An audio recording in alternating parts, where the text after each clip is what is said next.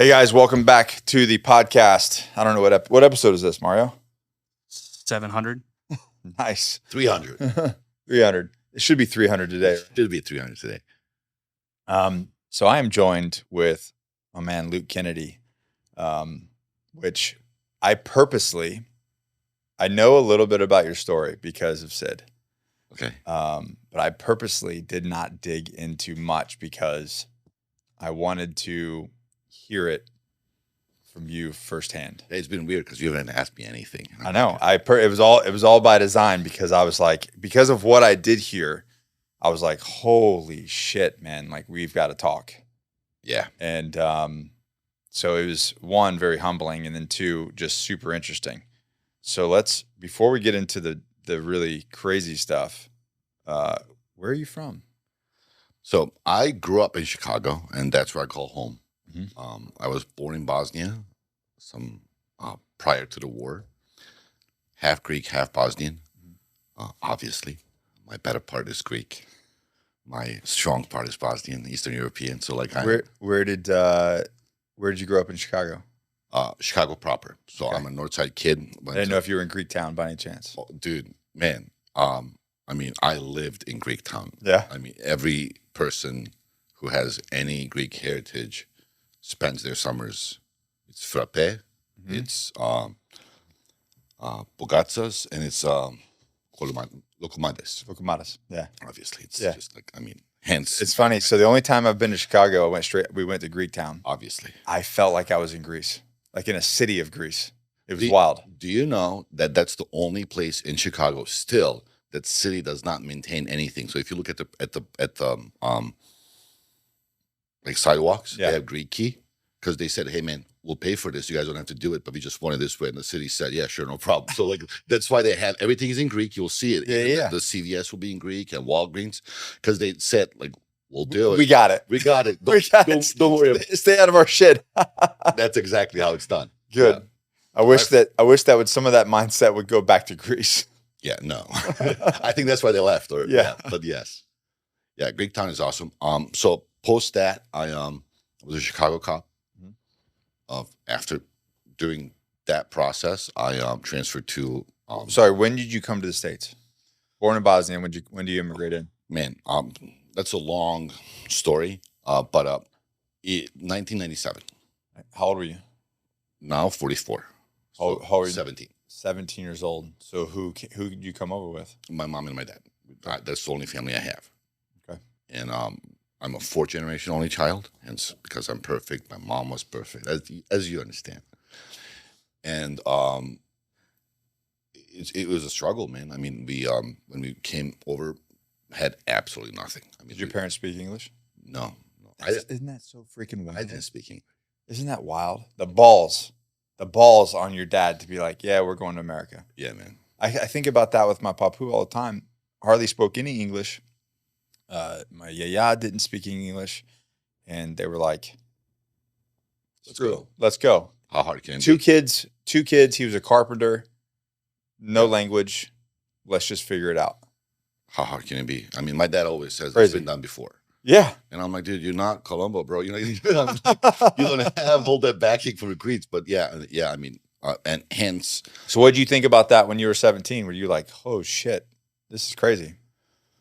Going to a country I don't speak the language and just at 17? It wasn't my first time because of the war in Yugoslavia. Yeah. I was already a refugee in so many countries. So it wasn't the first time I didn't speak. I grew up in Turkey. Okay. Where in Turkey? Istanbul. Okay. I knew you were there. Yeah. At one point in time in your life. Yeah.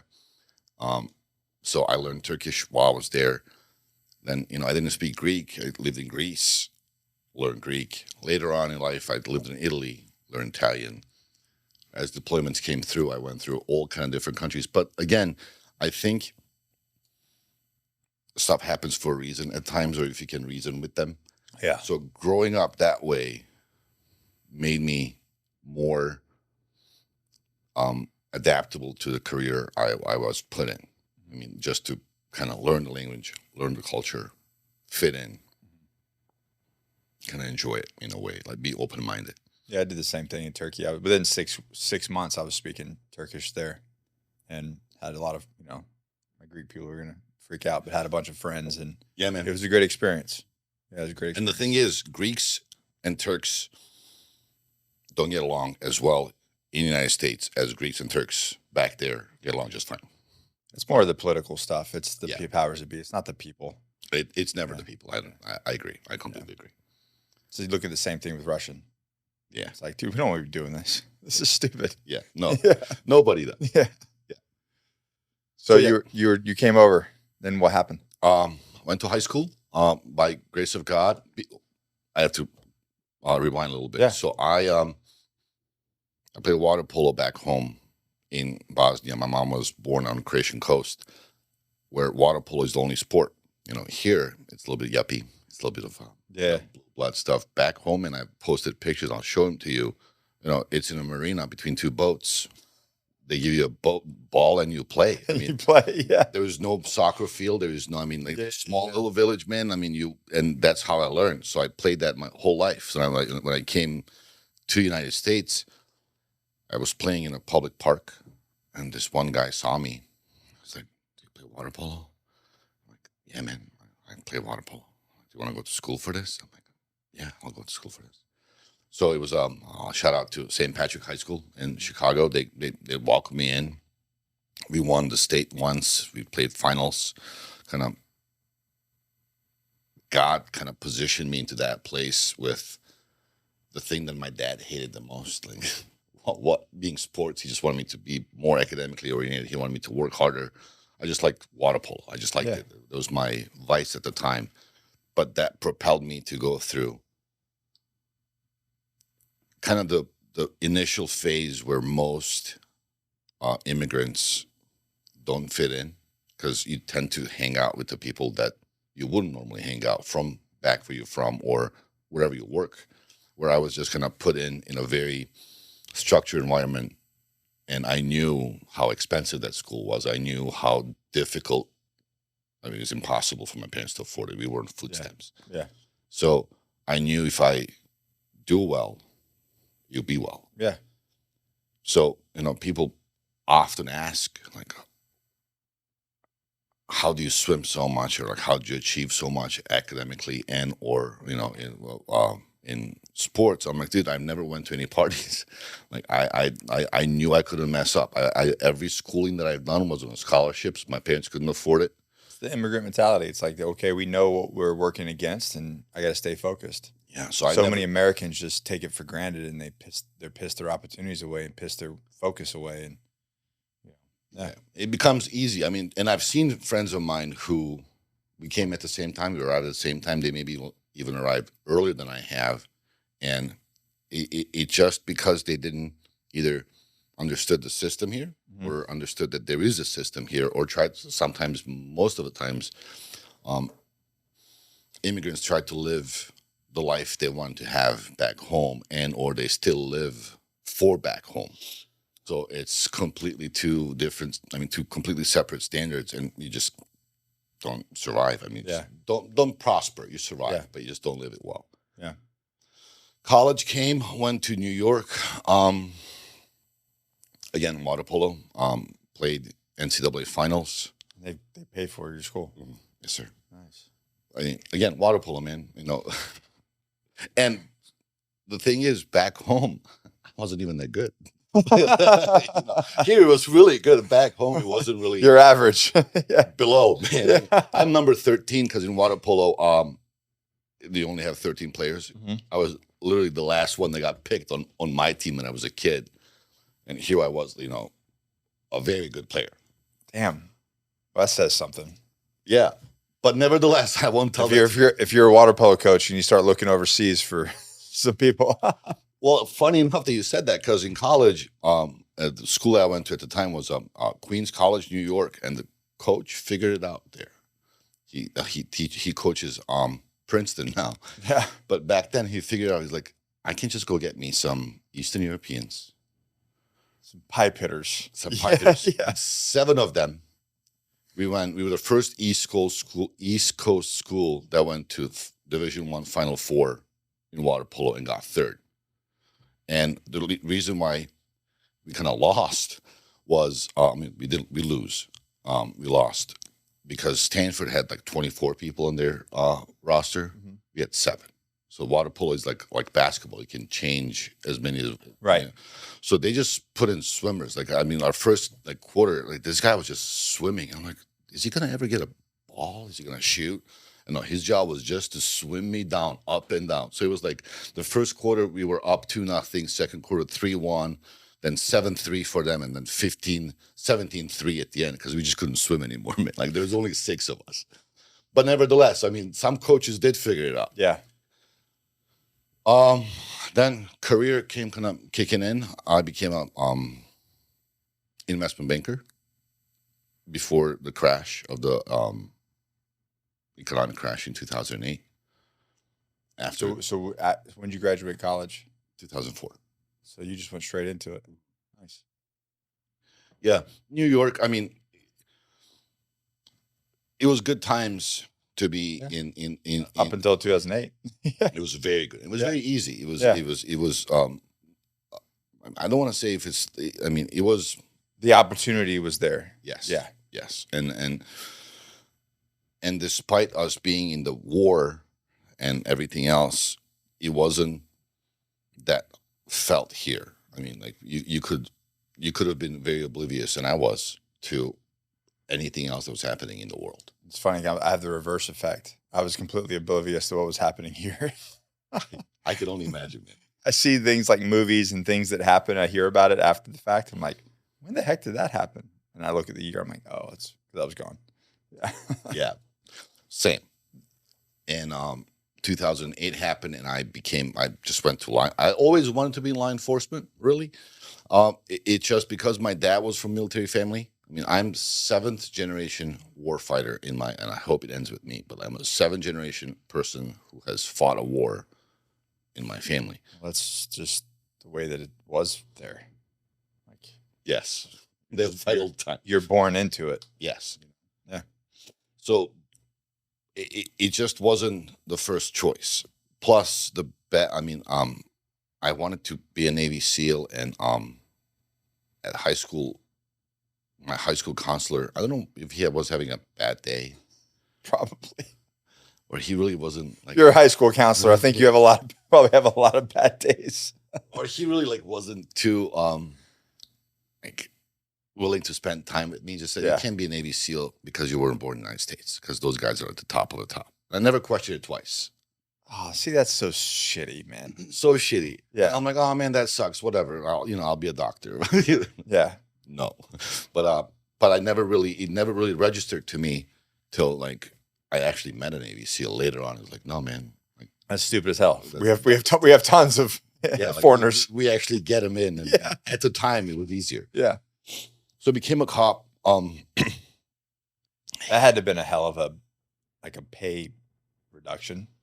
Oh yeah, man. Foreclosed on my condo. Got all my cars repossessed. Lost everything. I mean, everything.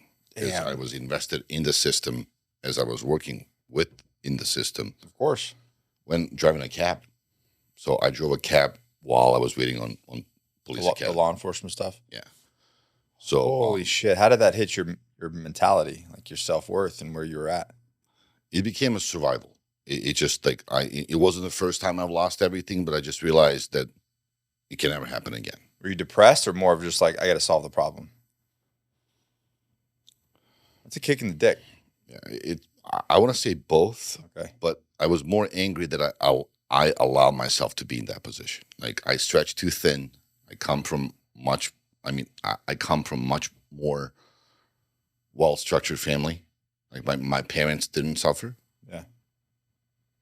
I just, So you just felt like you put yourself in that situation by like either over-investing or just overspending. Overspending. I was a douchebag. I wore only pink shirts to closings. I had the largest Breitling you can get, the sparkliest ones.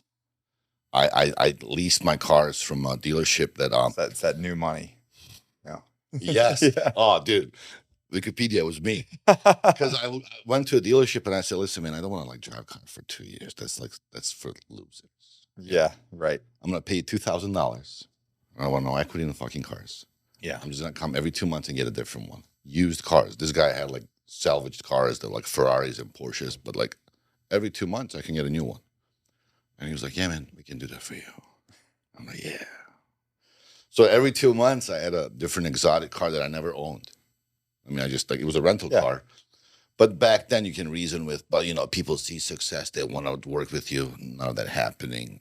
You know, like you can attract women, only men are at the gym were attracted to that stuff. Like I got more questions by dudes at the gym than I ever got a date from it, you know. I feel like that's the direction that things are happening for me right now as well. Like, and Mario knows he's in my, I'm like, I don't know what happened, man. I hit after 40 and all the ladies fell off. Probably because of my wife. They're probably scared of Allie. That's true.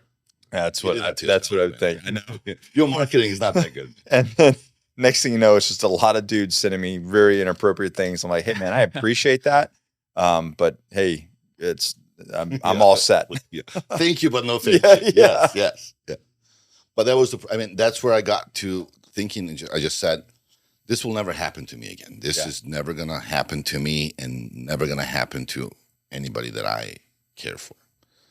And then became a cab driver, man. I mean, drove a cab in Chicago 12 hours a day, sometimes 14, because at the time, there was no Uber. Yeah. So you're a cab driver. Medallions in Chicago were like $500,000, now like nothing. But there was a limited amount of cabs per city. Mm-hmm. And, you know, when the economy collapsed, everybody wants to drive one. Yeah. So now you can't find one. Like, and when you do find one, the dude is just, it was, at the time, it was $1,500 for 12-hour shifts for a week. You get to pay for the cab. Yeah. And then whatever you make is yours. Shut the fuck up. Yeah, man. I did not know that. Yeah, man. Is it still that way? It's probably not that much, but at the time,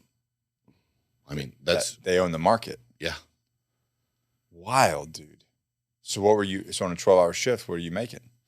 So how do you maximize it? It's a big city, you know, it's like, you know.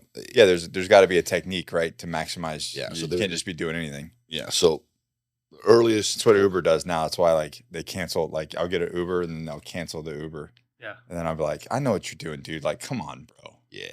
You know? Yeah. Algorithms. But it's the same thing. You find out if you work nights, there's always that bar hopping people. Is that what you did? Mainly work nights? No.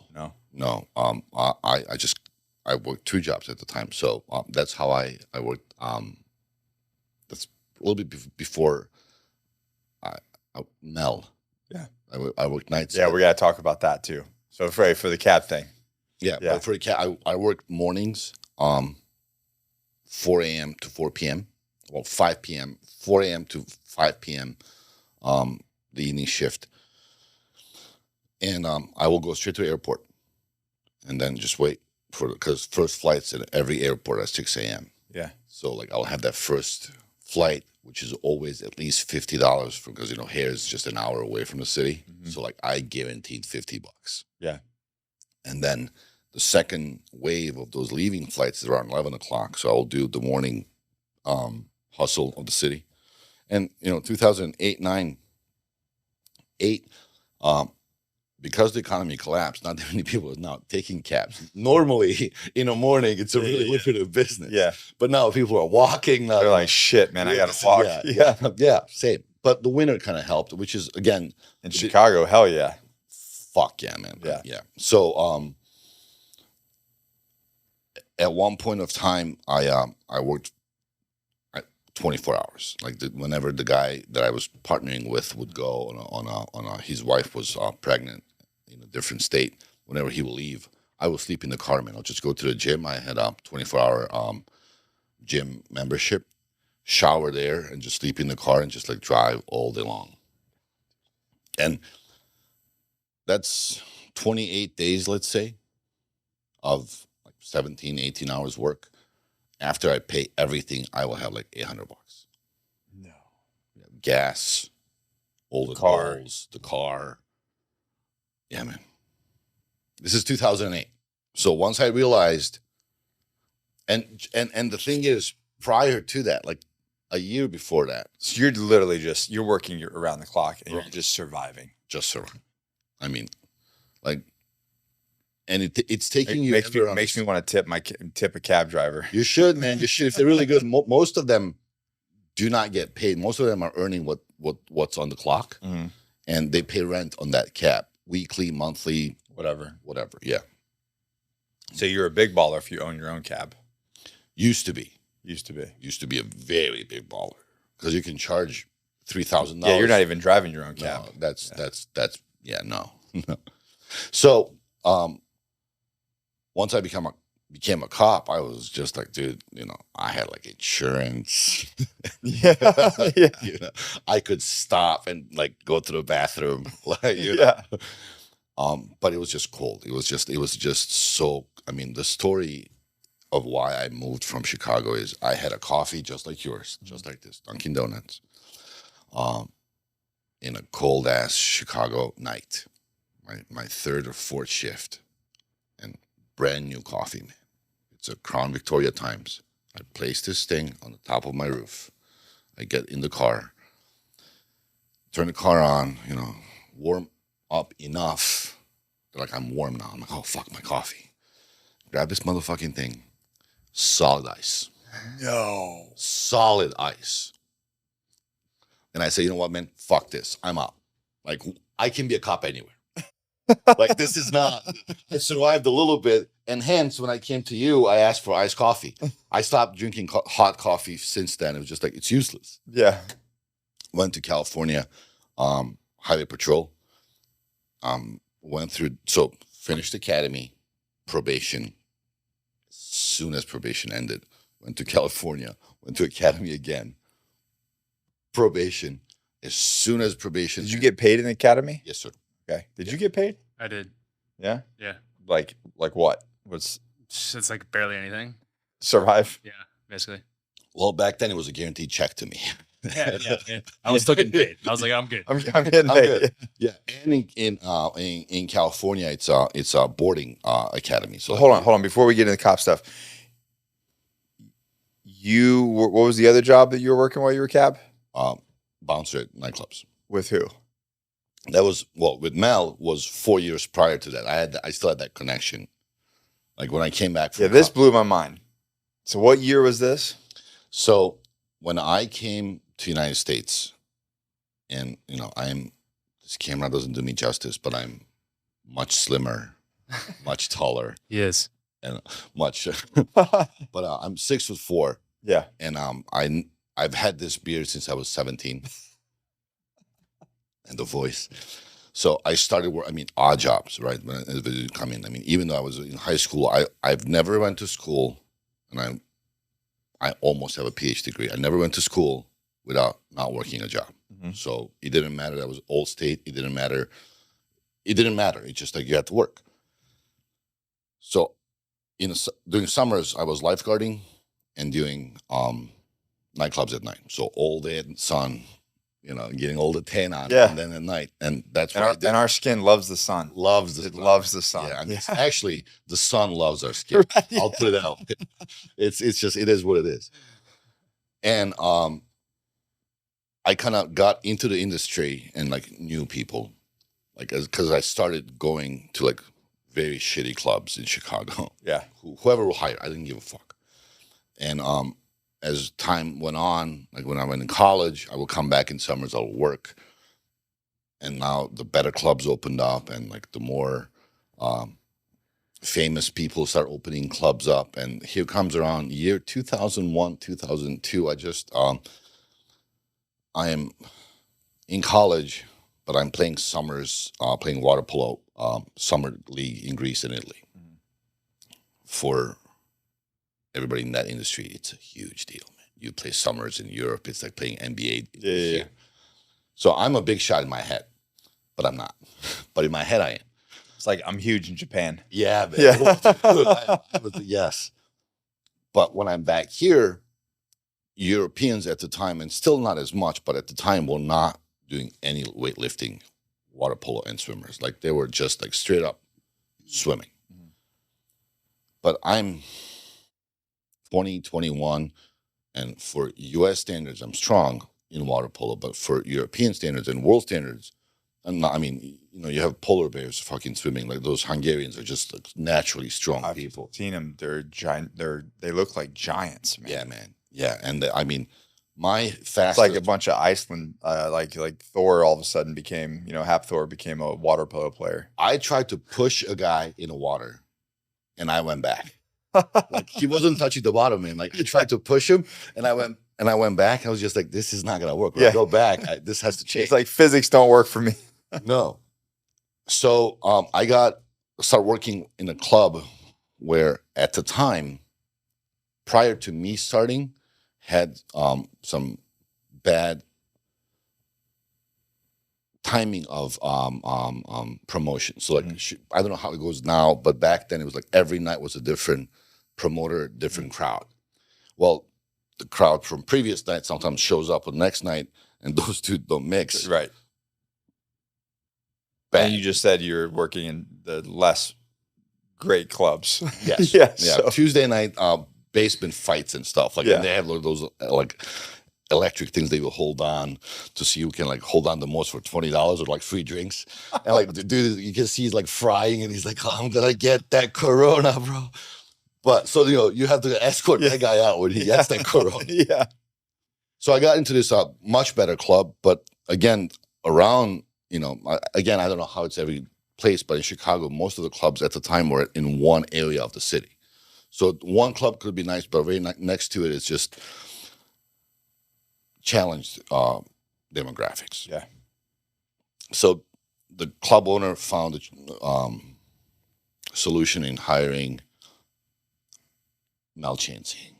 I know you're not familiar, and I don't know you guys are familiar, but Mel Chansey just happened to be this giant teddy bear that liked motorcycles and leather jackets, and he was probably the scariest man I've ever met in my life. Also ran with this Hells Angels people. Yeah, He actually was no big deal. No, Yeah. no. He was the Bunch of pussies.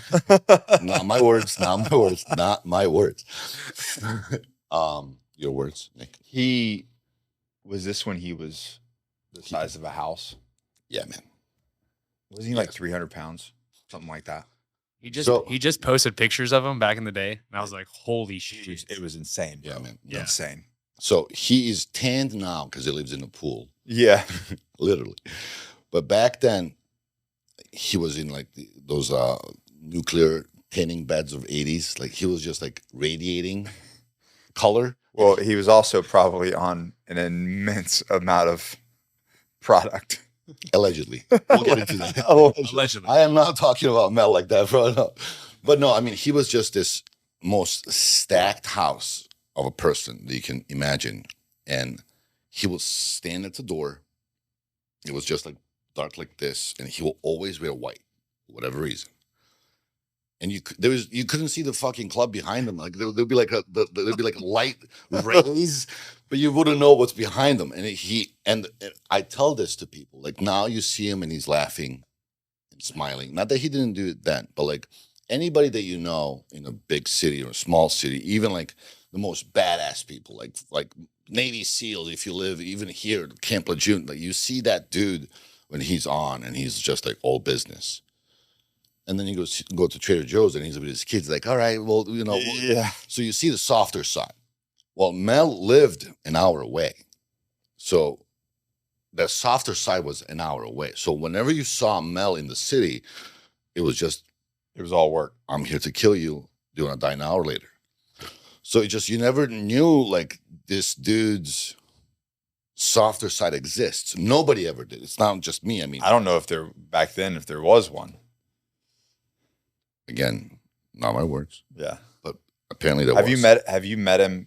Have you met him since then? When you guys went I down? just spent a weekend with him. Did you? This weekend, yes, sir. How was it bizarre to like see the different version of him? It's like seeing a boogeyman saying "Merry Christmas," man. It's just like, Right. Like last time I saw him, and we checked. The legal team checked the statute of limitation expired. Yeah. But I used to buy my steroids from him. Yeah. Because to go back to water polo, I will go back to play, and I just need to be stronger. So there's this Hells Angels dude. I'm like, listen, man, sir, bro, Sir, bro, sir. So he like, I need to do this, and I'm swimming, and he was a little bit like,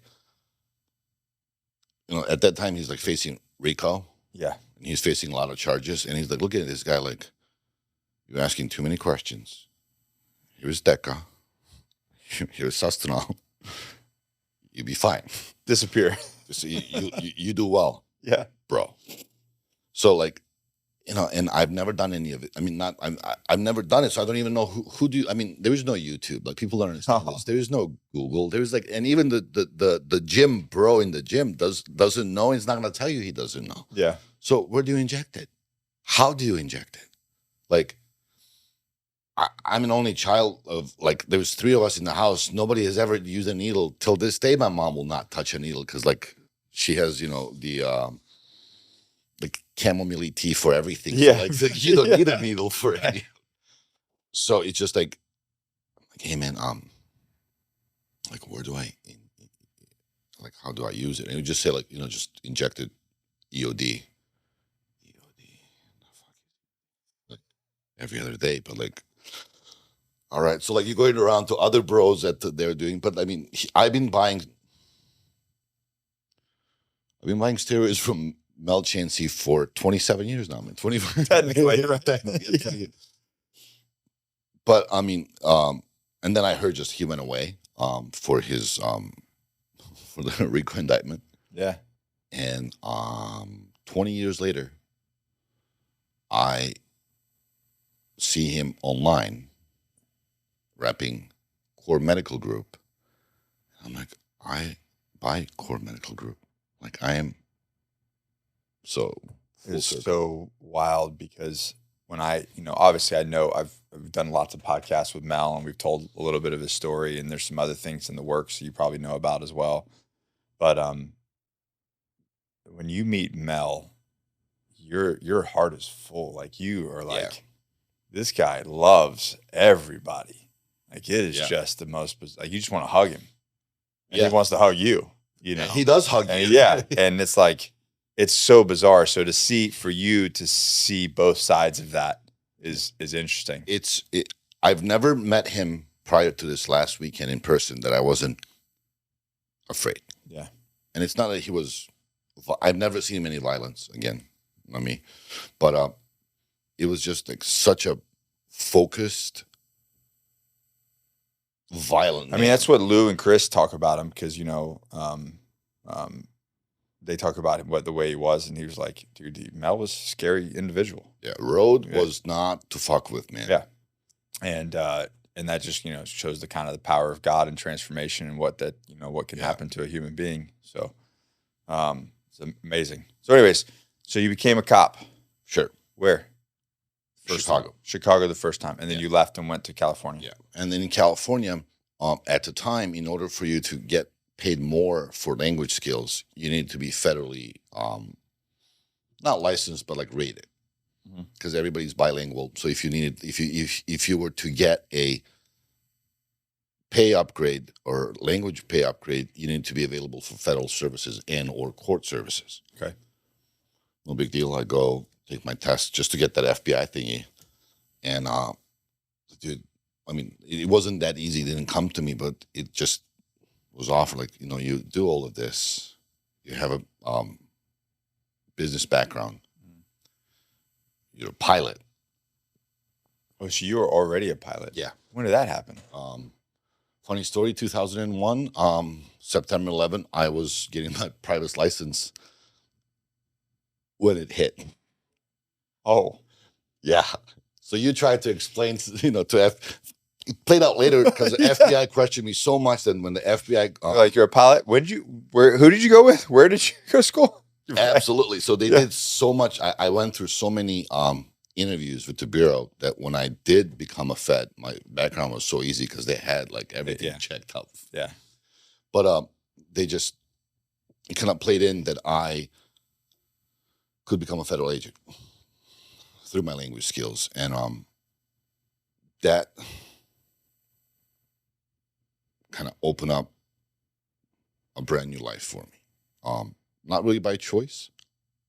Willingly, yes, but I didn't realize of how much I was going to get attached to mission, how much I really hated injustice.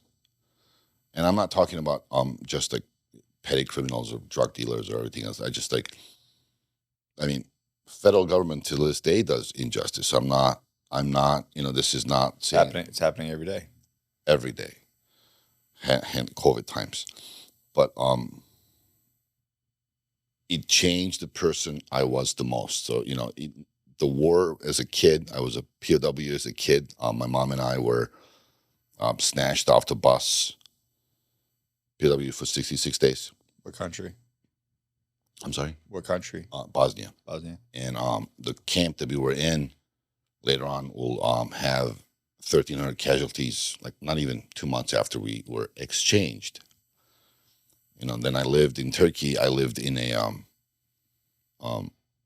Catholic covenant with nuns because we were not Muslim. And that was the only country that took us at the exchange that fast. What were the nuns? They Catholic. Greek? No? Catholic. When I came of age, 16, I had to leave the nuns because I'm a man. So I lived with Greek priest school. So I had a very scheduled and structured upbringing. Like there was no. They're mean men. They're mean men. They're mean. If you've never messed with some Greek papas or some nuns, they're mean men.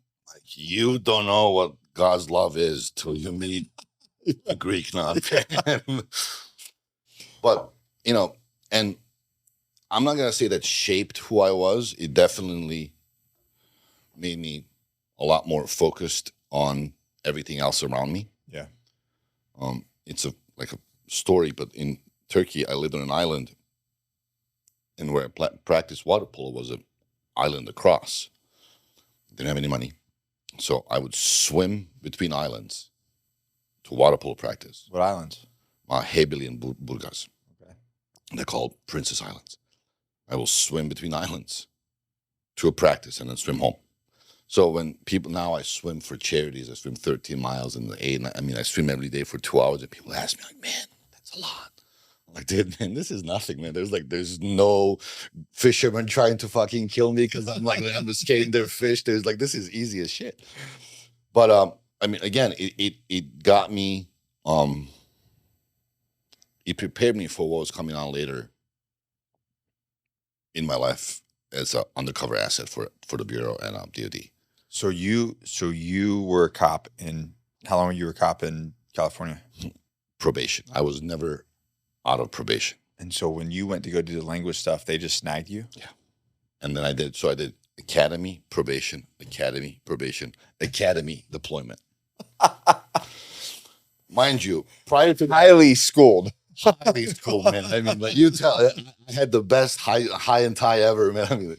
But the thing is, it just my life changed so much. You're just like, hey, the checks are coming in, so let's keep running. Yeah, keep running. And then when I got deployed, I remembered when you say about checks. I was deployed I worked for 7 years. So you guys went in straight to the FBI?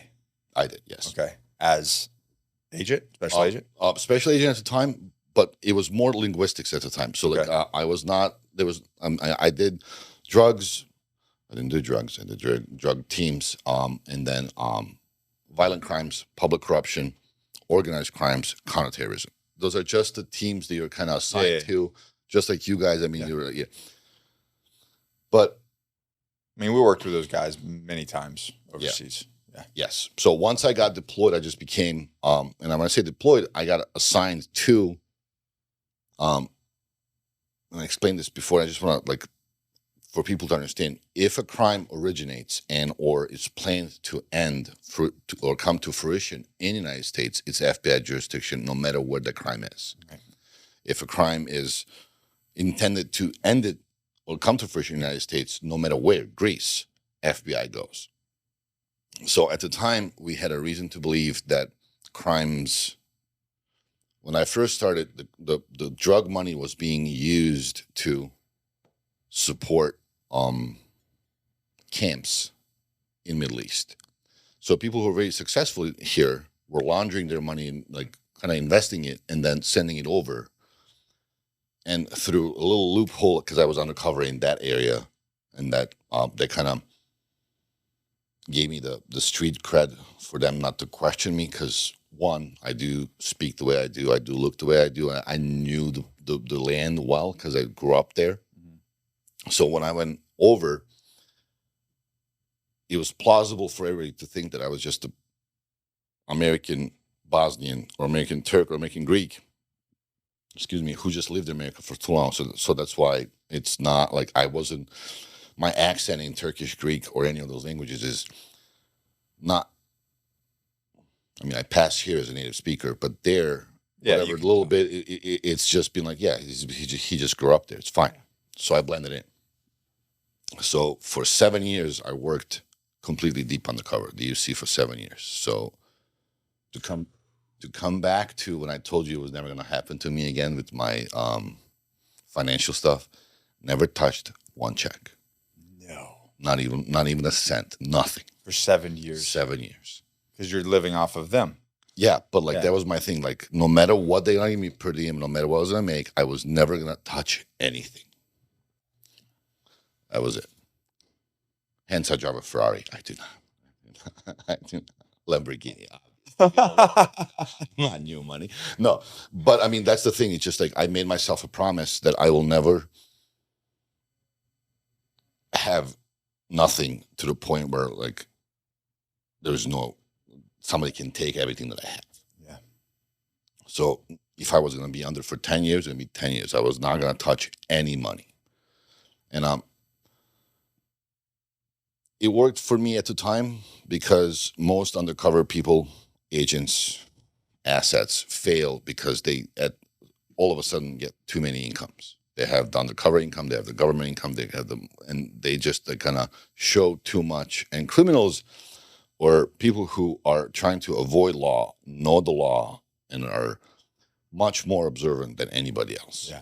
So like they know how much they pay you. If you show up with something that they know you cannot afford. Well, especially if you're doing criminal stuff, it's like, well, now who are you stealing from? What other jobs are you doing? You know what I mean? Why do you have this much? Because we know what we're giving you. Yeah. Yeah. Well, I was a English teacher, straight up, like not even like cover up. I had to teach English in refugee camps. That was part of your cover? That was my full cover. Okay. So the way that DOD and DOJ had me positioned was, there's this all of a sudden abundance, a great flux of refugees on Iraqi north border with Turkey. Mm-hmm. And what year was this? 12, 13, 14. Okay. Where they just couldn't, and if you remember, this is Barcelona bombings, this is the London bombing. So like all of these people are, and now this is pre-ISIS. So there's this great influx of people who could be radicalized very easily. And my job was to, one, identify who is more likely to be radicalized by the adversaries, mm-hmm. and or who is just mad at adversary that could be our asset. So I was just, preparing packages all day long on students, essentially. Every student, male, female, families, and then also who is visiting these people. Like who? I mean, it's a small city, but you live there, you eat there. I learned how to pray because I had to convince him I was Muslim. No way. I led prayers, man. Like straight up, and you have to convince. I mean, that's intense. Yeah, you have to convince a radical Muslim who lives by it that you're also a radical Muslim, and you live on it. I'm a very good friends with he's a brother to me, Carl Morgan, and Deltas and Marsop people, and all you do is roll 9 deep, 10 deep. You got all the fucking covers. I'm there. Like I mean, I always joke. I ran a forward observation station without a lock. Like I didn't have a lock. Like, why do you need the locks, teacher? Yeah. Like, what the fuck? Like, what privacy do you need? Like, we'll close the door. Don't worry. So during the day, I had to like grade papers, A, B, C, D. Yeah, you had a job. Yeah, man. Yeah. Yeah, really good job too. Like I had to report, like have reports for the students, for moms, and then at night, I had to, the dudes would show up like, hey man, this is the coordinates. Is this the guy? So that went for at that intensity for 2 years. But 7 years was when I first got in. Yeah. To like the day I came back.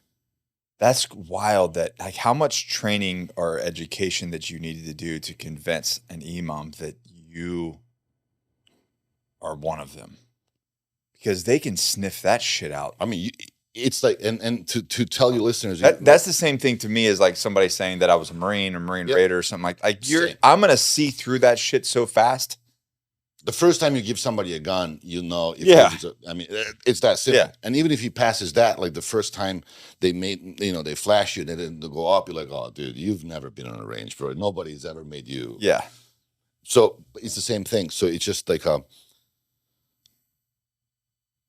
I took it very seriously. I took it very personally because I was affected by a lot. 9/11, I was on a runway. And I just knew, I'm a kid from war. Yeah. I know what we have here. Like I know what's worth, and I'm like, that's never gonna fucking happen. Like whoever wants to do this needs to know that I am out there. You need to fucking go over me. Like I'm hunting you. I said that when we did the short podcast with Lou Velosi. I was like, most people don't realize the evil that's in the world. They live in this sparkly rainbow land thought process, and they have no clue the evil and the capability of how evil men can be if they're on that side. And again, because I was in there for 7 years, and like you come around as like you don't know which way is up, but like it's so easy, and we as Americans and American politics haven't done a great job to eliminate or to position us in less doubt. Mm-hmm. So it's very easy to live in that camp and be like, Americans hate us. They just want us death. They hate Islam. They hate us because we are whatever.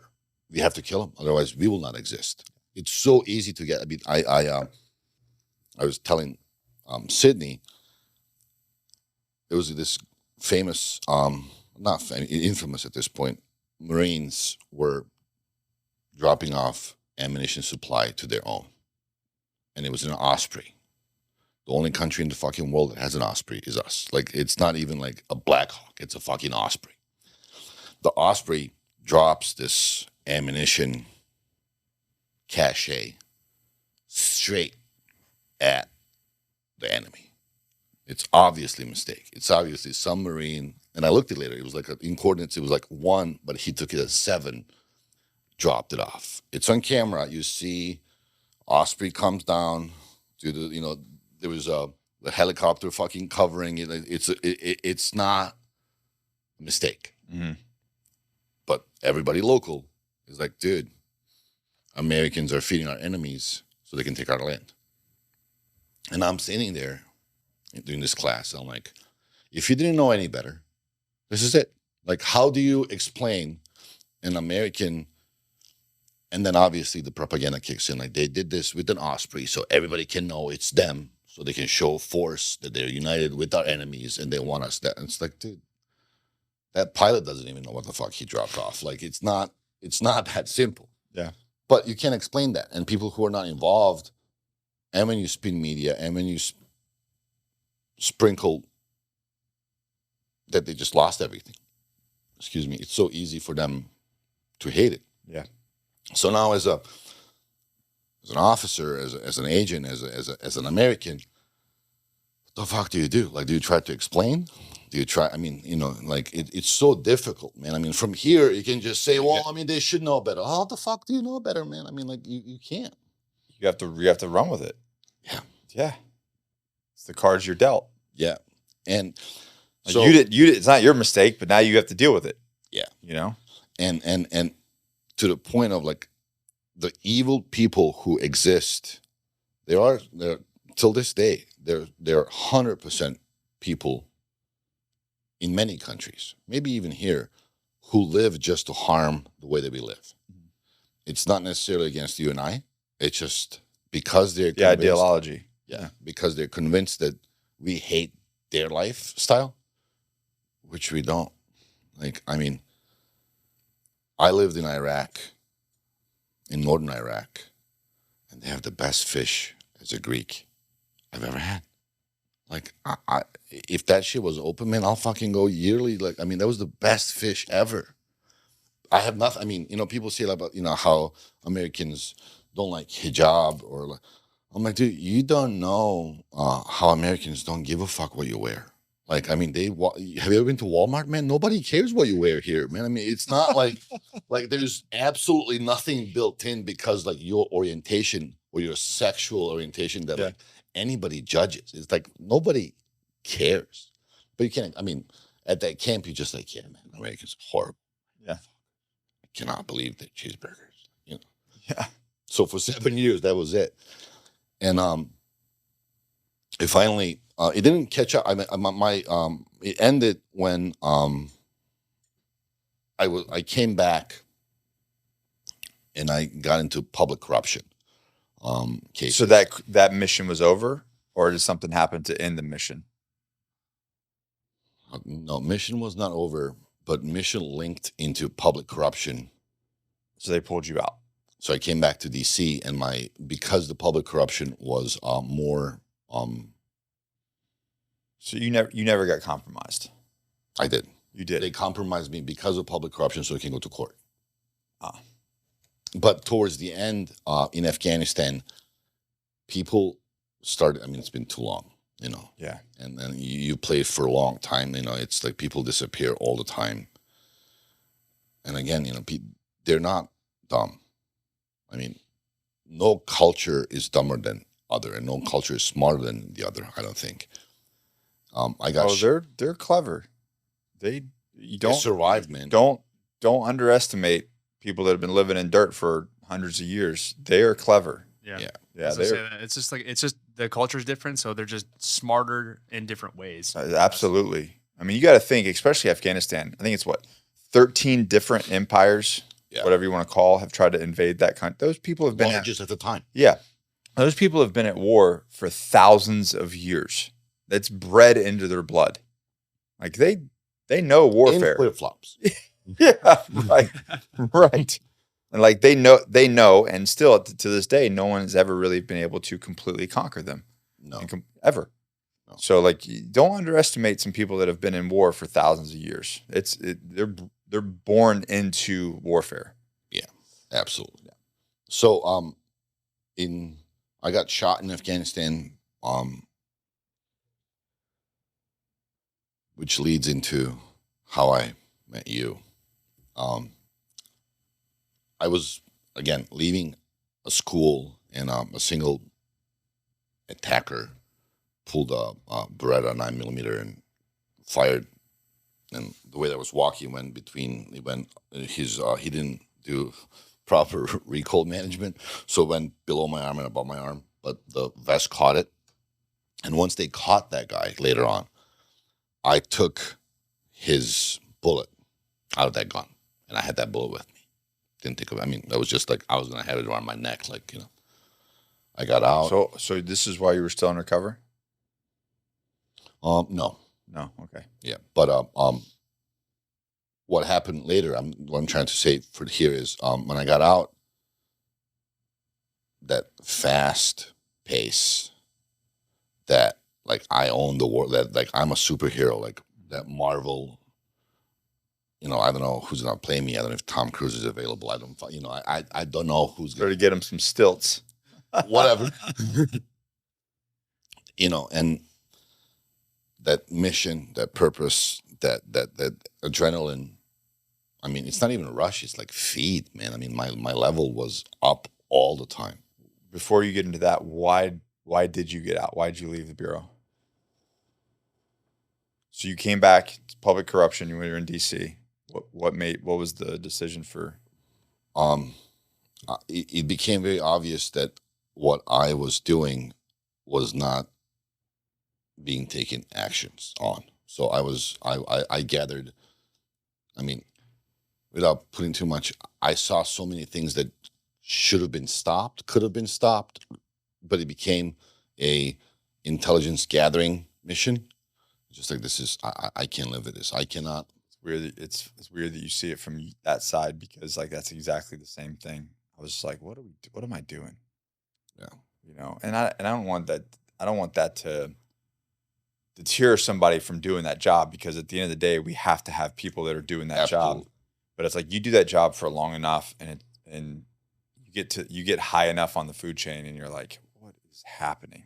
And I was stuck in a team that I was not originally with, meaning the team and the leadership that I started with was not where I ended with. So, and that's very normal with you guys too. I mean, it's just you start with one command that like you understand, you go, and then you carry that flag, and the second dude is just like, I don't give a fuck. Yeah, you kind of go through this ebb and flow of, like, I was in good commands where I'm like, dude, I'll stay here forever. This is awesome. I'll work for this guy forever. Yeah. And then you transition to something else, and you're like, I immediately want out. Yeah.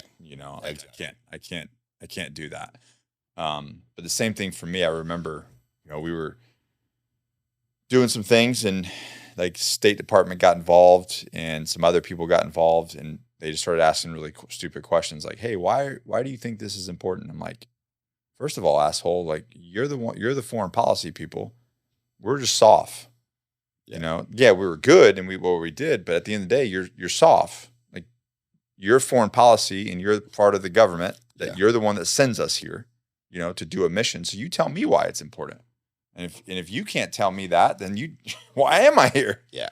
So it was, and meanwhile, you got people dying and getting shot and blown up, and you're just like, well, okay, if you don't know why you're sending, young men to do this job, a very dangerous job, well, I've got some questions too, And on the, not a flip side, but just a different angle from that, when you work undercover, your whole job is to fit in and spread yourself around to cover your cover from every angle. So you become friends with so many people. You involve your mind has to be it has to get so blurry. The lines between what's real and what's not real, and who you are and who you're not, has got to get so blurry. Yeah, absolutely.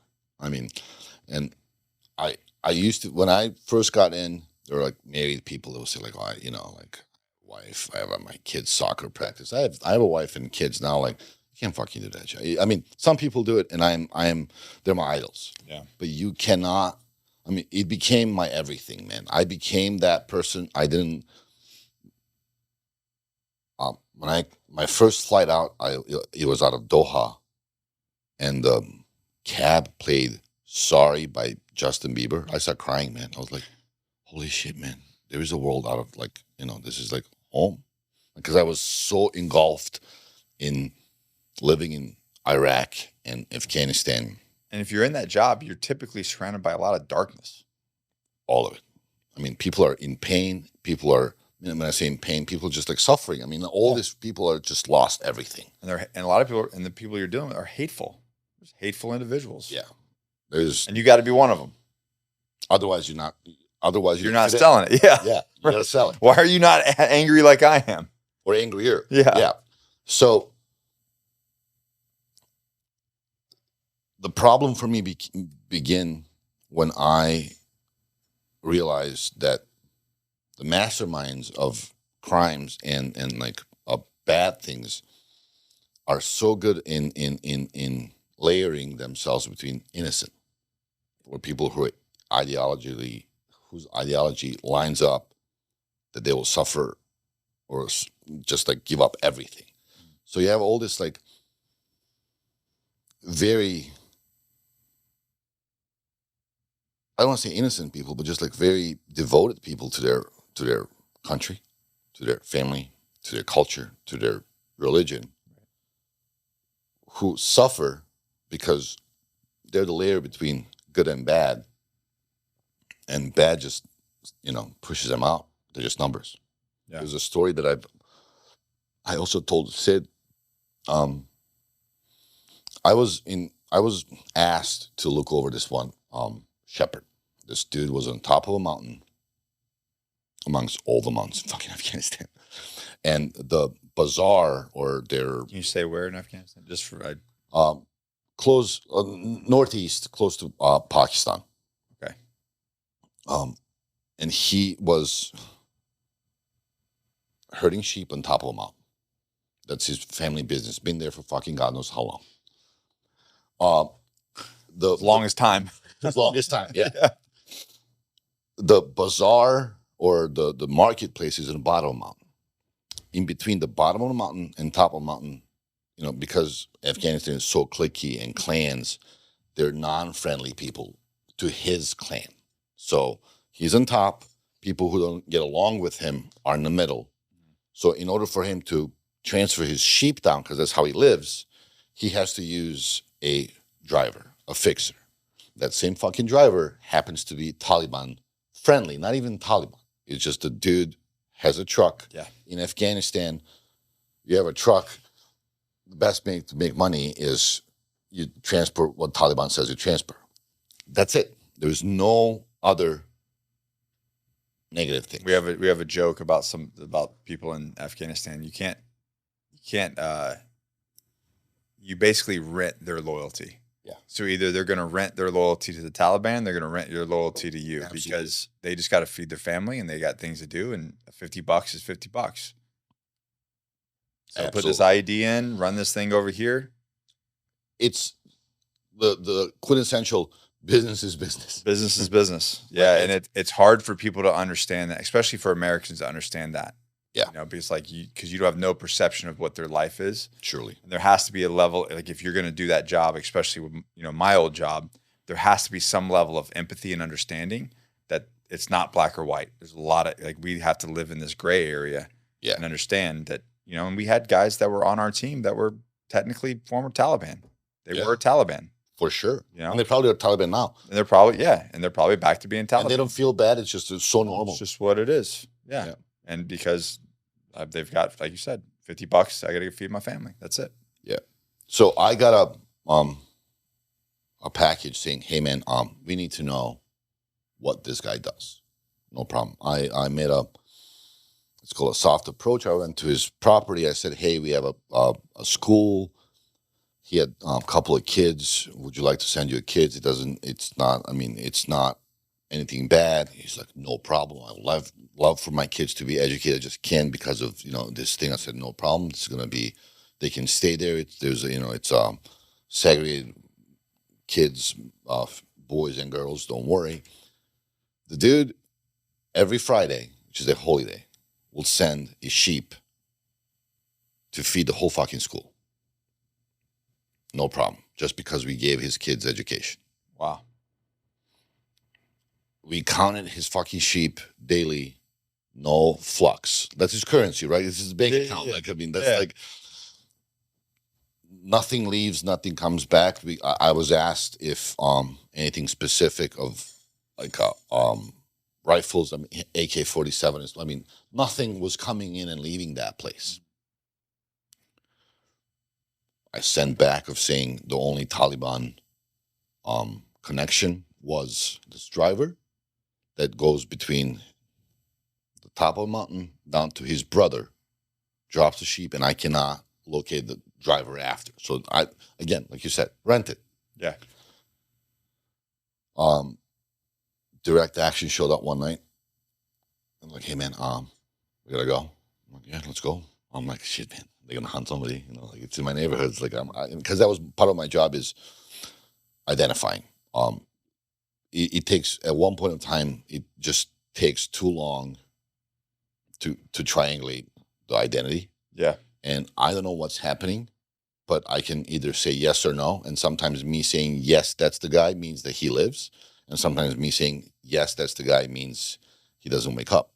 Or they start following him on their own. And I mean, I am no way connected with them, but I am the bridge. So would you, if they showed up, you actually go on the ops with them? Yeah.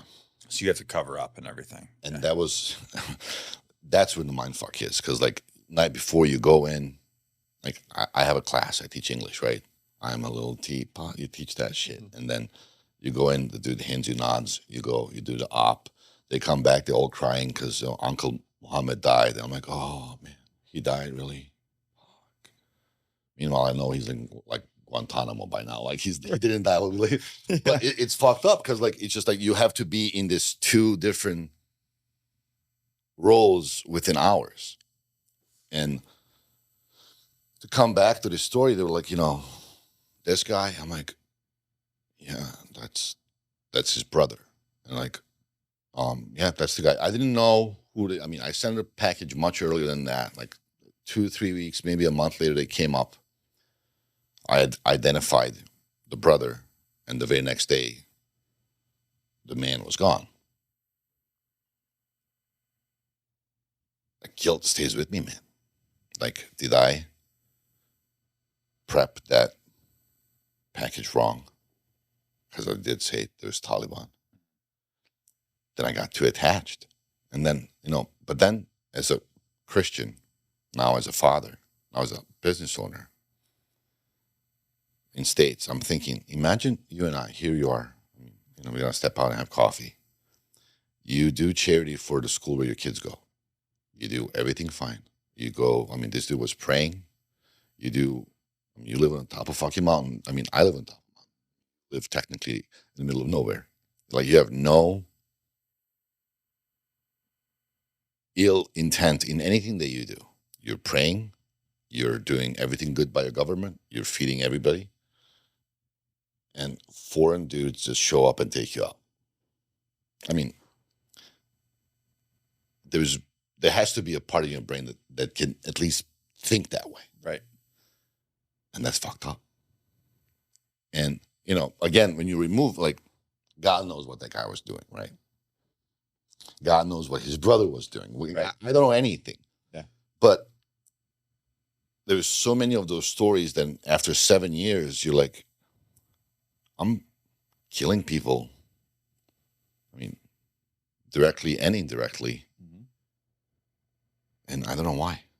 I really don't know why. Like, it's much different. And I say this with loving, like when infantry dudes are like, they're out there, like, eyesight to eyesight, and like that dude is pointing, and you go and like, fuck, that was him and I. It's him and me or my buddy. Oh, my brother. Yeah. Fuck yeah, no problem. Yep. But when you do clandestine work, the lines get real blurry. Really blurry. And then how you affect their life. Because we would on purpose, and this is done everywhere, we will mess with their livestock just to see when they fall on hard times what happens. Well, sometimes they don't fucking recover. And like in the books, it just goes as friendly. Like he wasn't a threat. That's it. That's it. Like nobody goes back and like improves what we just fucked over, or a crop or whatever. Oh yeah. And you're giving me flashbacks. Right? Yeah. Because, we'd fuck shit up on purpose just to see what would happen, just to draw them out. And you feel so good when like, Taliban comes back and like builds it up like, yeah, motherfucker, we caught you. Yeah. Yep. But then you look back, like the dude, like you see the dude a month later is like devastated. Or you turn them, he was a good dude and a good family. Yeah. And now and you created a bad guy. And a really bad guy. Now that dude really, he's not even like driven at this point by ideology. He's like a direct product of what you did to him. Just because he's angry. For no reason. Yeah. Yeah. And you witness it, I witness it. And the dude that like it's, keeping tabs in this in DC is just like, 16 missions, 15 good, 1 failure. That's great. Good job. Awesome. Amazing. Yeah. Let me get out. Right? So when that happened, here's an award for me. Yeah. Not for the for that guy, for you. Yeah.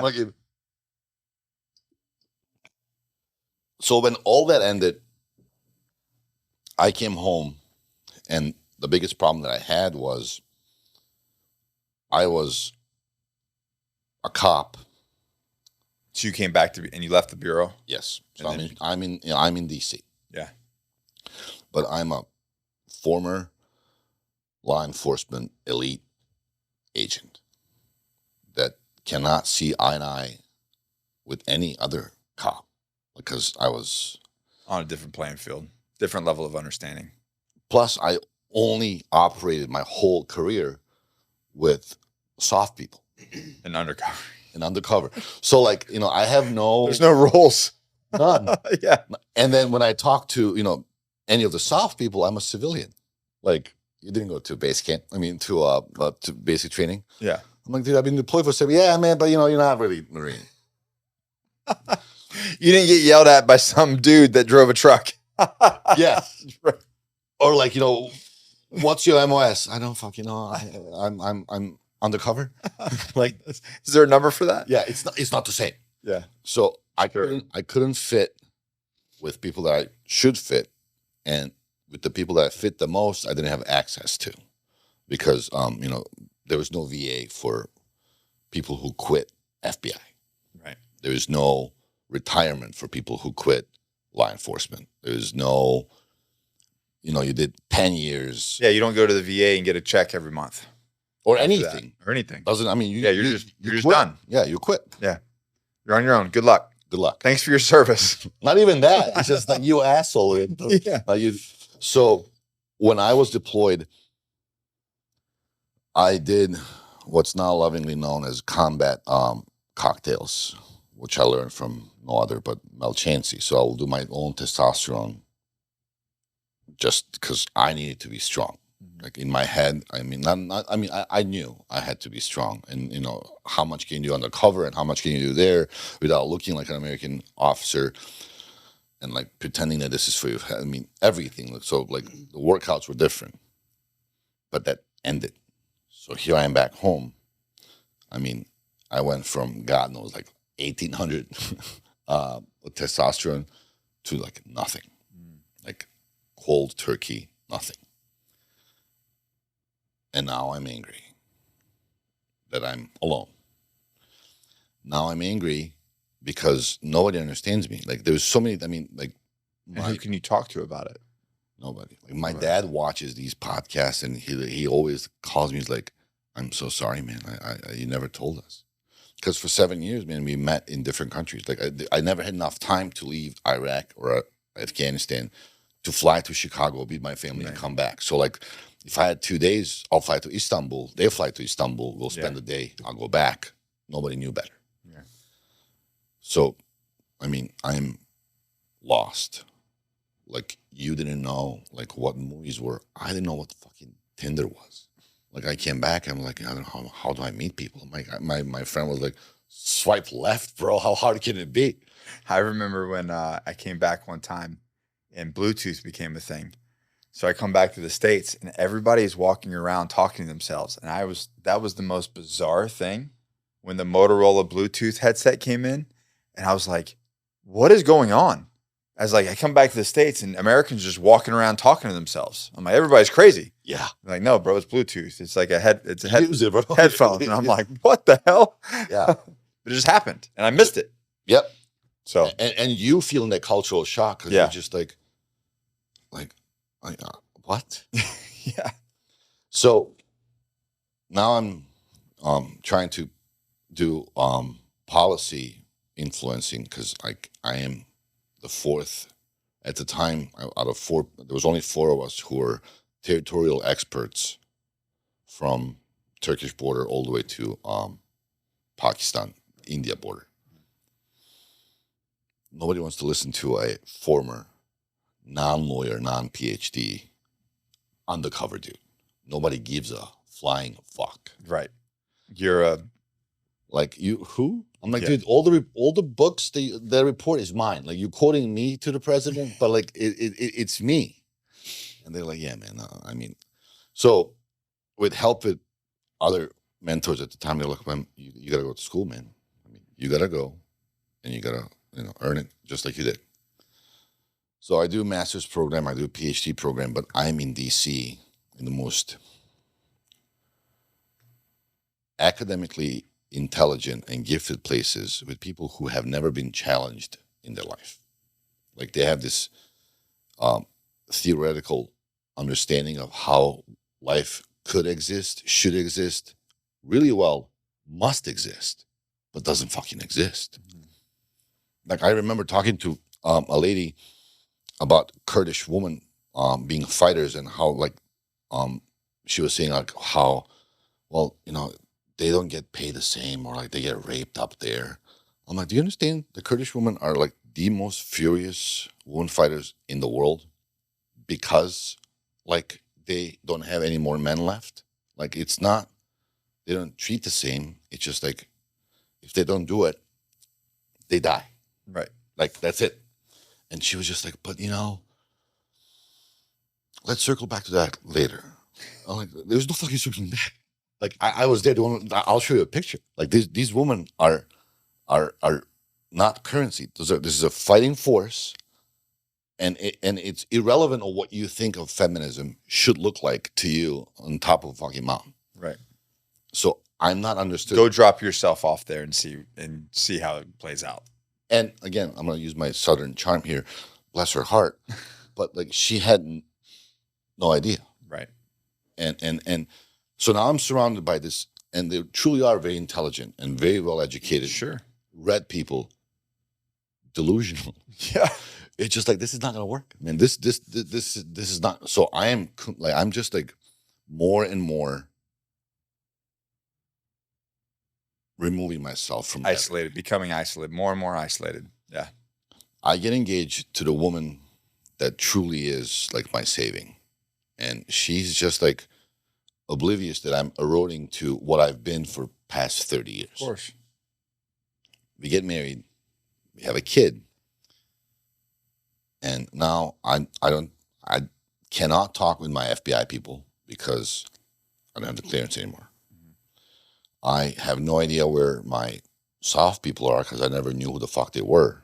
I mean, like They come in, they leave. Yeah. yeah, and like I didn't know their attachments. I don't know their rotations. I mean, you know, nothing. I live in a city that is truly Washington D.C. in 2018, 19 was beautiful, man.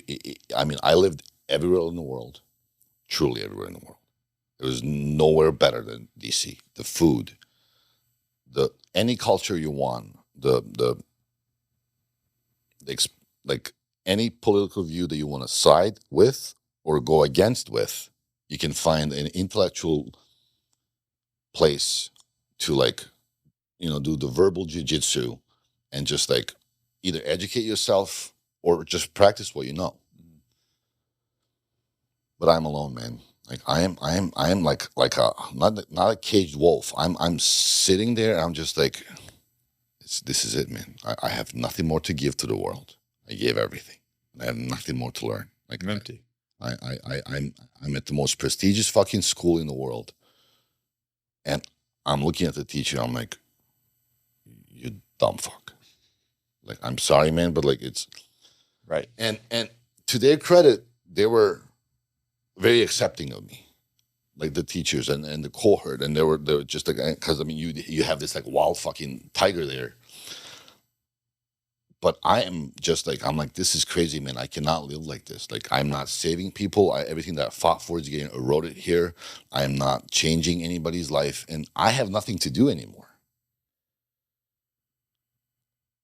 I rent a room in Bethesda. It's a little bit outside D.C. at a hotel for 3 days. Go buy a body bag. I found that bullet from that dude's that I snatched off of him. That's the one I'm going to use. Get my Glock. For that past week, I spent every day with people happiest I can be, man. Like I am just like taking them out, buying them drinks, buying them lunch, spending the best times. I'm a big watch guy, giving people I'm like, listen, man, when I was away, I just like always thought like, I didn't give you anything. Here's my watch. Here's my knife. Here's my uniform. I'm just like, nobody knew better. My kid is 3 months old. I have a brand new daughter. And I'm looking at her, and she's just beautiful. Nothing. Like, it's my kid. I have no family, man. I'm like a third generation only child. Like, there's 3 of us in the world, like my mom, my dad, and I. And I'm like, this is my kid. I'm like, I have nothing to give you, man. I feel like if I stay, you're just gonna have a bitter dad. This is not what you need. This is not gonna make you. I can't be here. Somebody, I can't tell you who, man. Till this day, I can't remember. Gives me your fucking book. Like, it was one of the people. And this is why you have the room. Yeah. Gives me your book, and I'm like, I'll fucking read the book. Like, it's a Greek dude. And I read your story, and I still remember. I could probably fucking go page for page when you were, when you walked into the building and you gave your stuff, and that door closed. So, dude, I walked into FBI like a fucking hero. Like, Elliot Ness is a bitch next to me. I am the fucking face of this place. I don't know what the fuck you guys think, but like, here I am. Like, here's my code. And when I surrendered my papers, and the lady called the security to escort me out. Like, they didn't escort me out. Right. And I'm like, to escort me out? What? My whole life ended there. Like, I'm just like, wait, I'm not FBI anymore. Like, I distinctly remember the sound of the door shutting. yeah. Yeah, man. Oh, my fucking goosebumps, man. like I just and it was a beautiful day out. Like I got out, the shit shut. I'm just like, same. Do I? You know, the first thing that came to my mind was like, do I have to pay for parking now to leave? Because like I had like, does this shit still? Because my purpose ended, and then you went through, and then I remember you saying they had a revolver in your pocket, and I'm like, lock him. I mean, obviously I'm better than him, but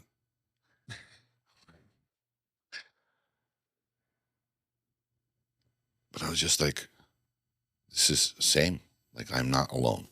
Like I'm not the only one. Because to that point, I just thought I'm the only fucking one. Like nobody understands. Nobody understands this. Nobody understands the struggle. I'm a special butterfly. Obviously. Yeah.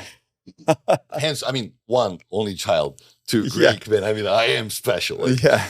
But it's just, I'm sitting there and like most of the time just thinking like, this was it. Like I lived a good life. I had an amazing fucking life. I had a good career. Ends here. Like I have nothing. Like this pain has to end with me. Like Yep. I don't want to give it to my wife. I don't want to give it to my daughter. It needs to end with me. Yeah. There's nothing. I mean, they're going to be better off. So much better off. Yeah. And then you said about your testosterone. I'm like, testosterone. Last time I had my shot was like fucking 2 years ago. I'm like, you know what, man? Fuck it. I'll call tomorrow. I mean, I still have the room. We'll see what they say. Like at this point, I have no reason not to do anything. Yeah. But like, I'm checked out. Like nothing would happen. I mean, I'm checked out. And I called Core.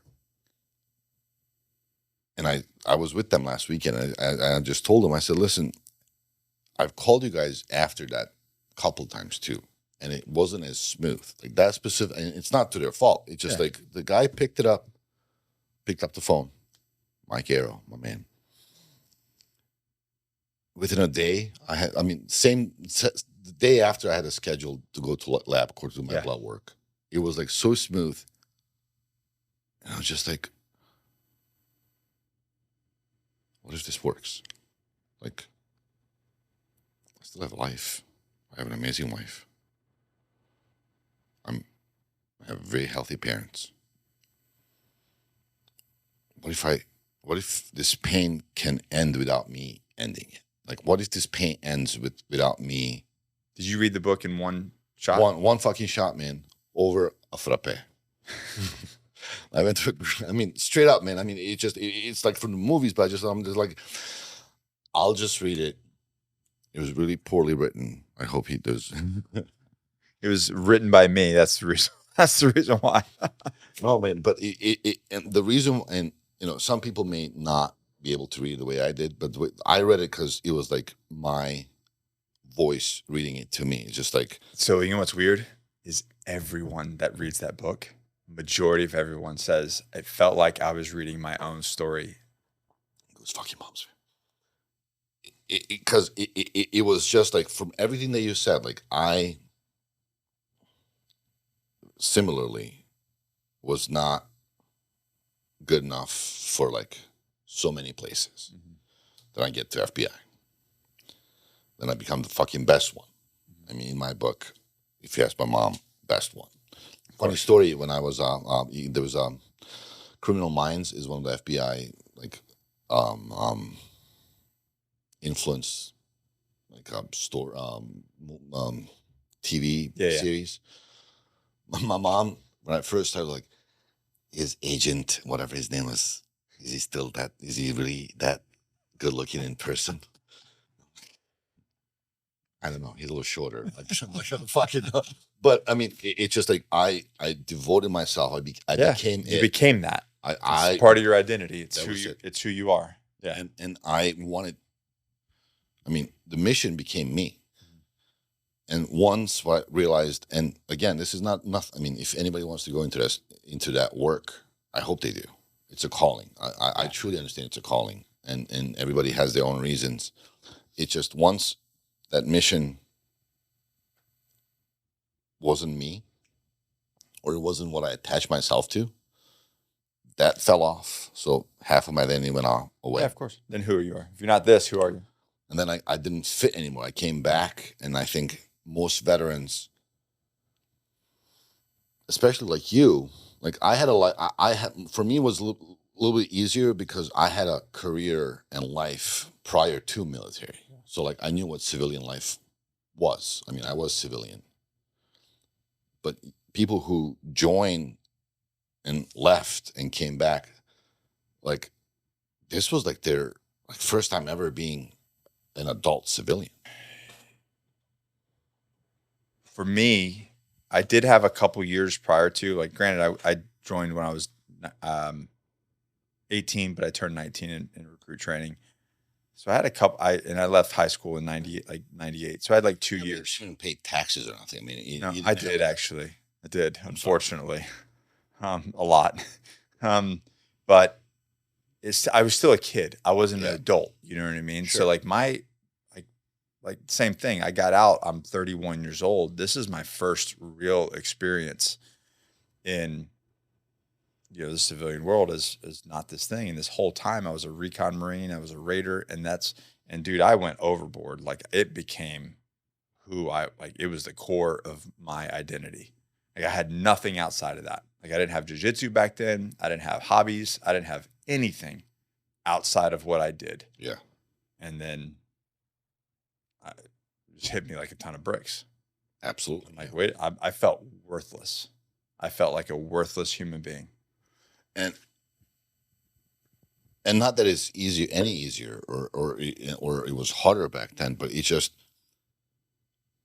you couldn't find anybody that the previous veterans were known to us were fucking Vietnam dudes that just still hate like I saw things, bro, and you're like, I mean, I did see things too, but it's not. I mean, the only culturally available things were like Rambo movies, like like and you're like, yeah, this is. I mean, from everything stopped. Like the joy stopped, and it's hard to explain to people who haven't done it or haven't done something that like made them that content in life. People ask me, "What do you mean content? Like, were you content killing people?" I'm like, no. I was so content with the mission, the job, and my purpose on this planet that like sleeping on the floor, not sleeping, didn't matter at all. This is what we do. And it was like, I had fun. Like when we were looking at that dude, like for fucking, 2 weeks, no problem, man. Like, I mean, now you ask me, like, go stare at the tree for 2 weeks. Like, fuck That's you. the same thing. He says, like, let's go hunting. I'm like, man, that sounds like work, man. No, I'm good. I'm gonna go sit in a tree for 5 hours and stare at the woods. Like, I'm Even good. going there, I'm like, what do you mean? You're gonna go up that? Yeah, no, yeah. So and that's what disconnect is, because it just, when you start something so early in life, or like so attached, in like you get attached to it, like your jiu-jitsu, or everybody's jiu-jitsu, or like I make fun of people because jiu-jitsu is like a borderline CrossFit. Like, you can't stop talking about it. Like, once you get bitten by that bug, one, it feels so good to you. Two, you see improvements, and it's just like, regardless of how people think that you're weird, and like, you're limping, you're carrying your shit, you stink. It's just like, dude, man, this is awesome. Let me tell you about. You should try it as I'm limping with a black eye, and Yeah. no, it's really fun. You should try it. You should try it. I don't think so, man. No gi for life, but it's one of those things that it's just like, it's you, and everybody, like everybody who does anything they love, it's difficult for most people to picture their life without it. And it's not just your family. It's just like, dude, if you like doing anything, like if you like watching TV, imagine TV being gone in one day, like just gone. Radio or books are not gonna fucking cut it. Right. It's just that it's that. I mean, even people who play video games, it's not the addiction. It just becomes extension of you and becomes you. There's actually, it's interesting. There's actually some genetic components of that for a male specifically. Our DNA is hardwired to do things in order to be successful, to accomplish things. If we can't, and this just goes back to, generations of, all the way back to, say, a caveman, like our job, Iliad. Yeah. Our job is to go hunt, explore, accomplish, build, conquer, whatever. And if we don't do that, we will never have a full sense of accomplishment and purpose. Yeah. And it has nothing to do with women and men are wired a different way. There's a great book called David Alita, maybe you can look it up. The Way of the Superior Man. And he really goes into kind of the scientific side of how we gain fulfillment in life versus a woman. Mm-hmm. A woman can go be like, my wife is very successful. She's the marketing director for our companies and leads teams and is wildly successful. That level of accomplishment doesn't meet what the level of accomplishment she has with our son. Having our son, raising our son, creating things. I understand. You know what I mean? Yeah. Now, don't get me wrong. What do you need to know about it? What was his name? David Deida. Yeah, The Way of Superior Man. And he kind of goes into depths on this. And people might argue with me, but it's like, if you look at the gross populace, a woman is always going to feel that. Now, a man can feel that too, but it's not the same as him going out and earning something, creating something, being successful at something, and doing it and accomplishing this goal, and then being able to take that and bring it back home to the family. Yeah. And when we don't have the opportunity for that, this is when, like, we start to degrade into it erodes. It erodes us. We have to have this fight, mission, something that we're working towards so that we have this level of accomplishment. And I realized later that it's not necessarily like a battle. It's just accomplishment. Mm-hmm. Like, I mean, I'm in the aviation business now, and it's you can't really fly on your own. Like, I mean, I tried, but even getting more ratings or working towards something that really takes everything that I have as I go for it, as I give up gym time, as I give up, sleep in order to complete it, at the end gives me satisfaction of I've done it. So it used to be like, well, I have to like bench press 500 and otherwise I'm useless. If you didn't bench 500, I'm sorry, but I realized that it's the struggle in getting that ups the value of how much I treasure it, and I try to be open-minded with life as it comes, but that's why I still swim every day, man. Like, I mean, I tried, people say, well, intellectually, yes. I intellectually, I love being challenged. But I still swim 2 hours a day, man. Like, it's still like, Well, it's because once you unlock the secret of, hey, this is what I have to do to make myself feel healthy and to be productive. And I, my wife and I talk about that. It's like these little things that I do early in the morning or set my day up or this routine that I have, this is what keeps me sane. Absolutely. Oh yeah. My reading, my meditation time, my sauna time, my cold plunge time, like all of that, my training time, my jiu-jitsu time, I have to do that. And that's what keeps me on an even kill so that I can do all the things that I want to do. And if I don't do that, I start to like erode. That was one of the biggest thing that I had to. So my wife, the way that she grew up and the way that her family is, just never had like a athlete centered life. Like, they're all very successful in what they do. They're very regimented. They're extremely disciplined. But nobody in her surrounding family has been this physically demanding person. And I have always I survived because I was physically capable of doing what I am, because I made myself capable. So when I would say like I need to work out, she will assume that's my first workout. Like, but you worked out in the morning. I'm like, no. That's a given thing. Like, that's like brushing my teeth. Like, when I say I have to work out, that means like I'm gonna finish my cardio in the morning. And like, I think for this next 2 months, I have to go like lift weights. And forever, like for a good 3 years, she thought I was like a weirdo. Like, what do you mean? Like, you just worked out. Is that not working out? Like, I don't understand. And I then realized that some people truly don't have understanding of what it needs, what people who are physically, because they haven't felt what it does for them. Yeah. Once it's like you said, like you get bit by the bug and you feel that dopamine response and you feel how you feel throughout the day and how your day just is with it. It's hard to go back. And when you don't do it, you're like, I just feel shitty. Horrible. Yeah.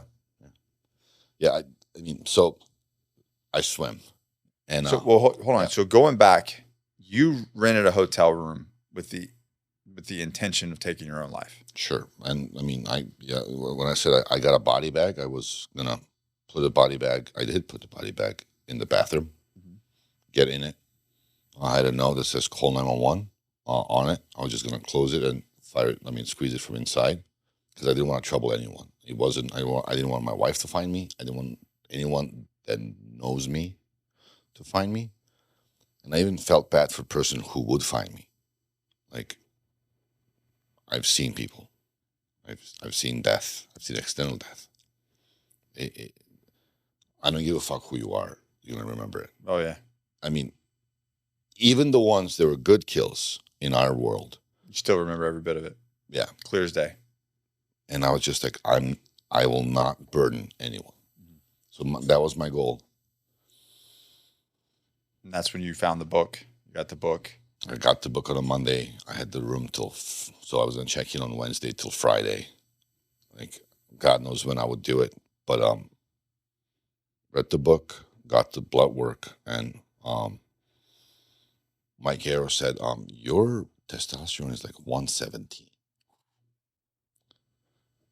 And again, I don't know. I'm like, so what does that mean? Yeah. He's like, dude, we can improve you. And he's clueless. Like I am just like a cold call that said, hey man, I want Nick discount. And I mean, he has no idea what's going on in my life. And he said, you should be anywhere between 500 and 700 to be healthy.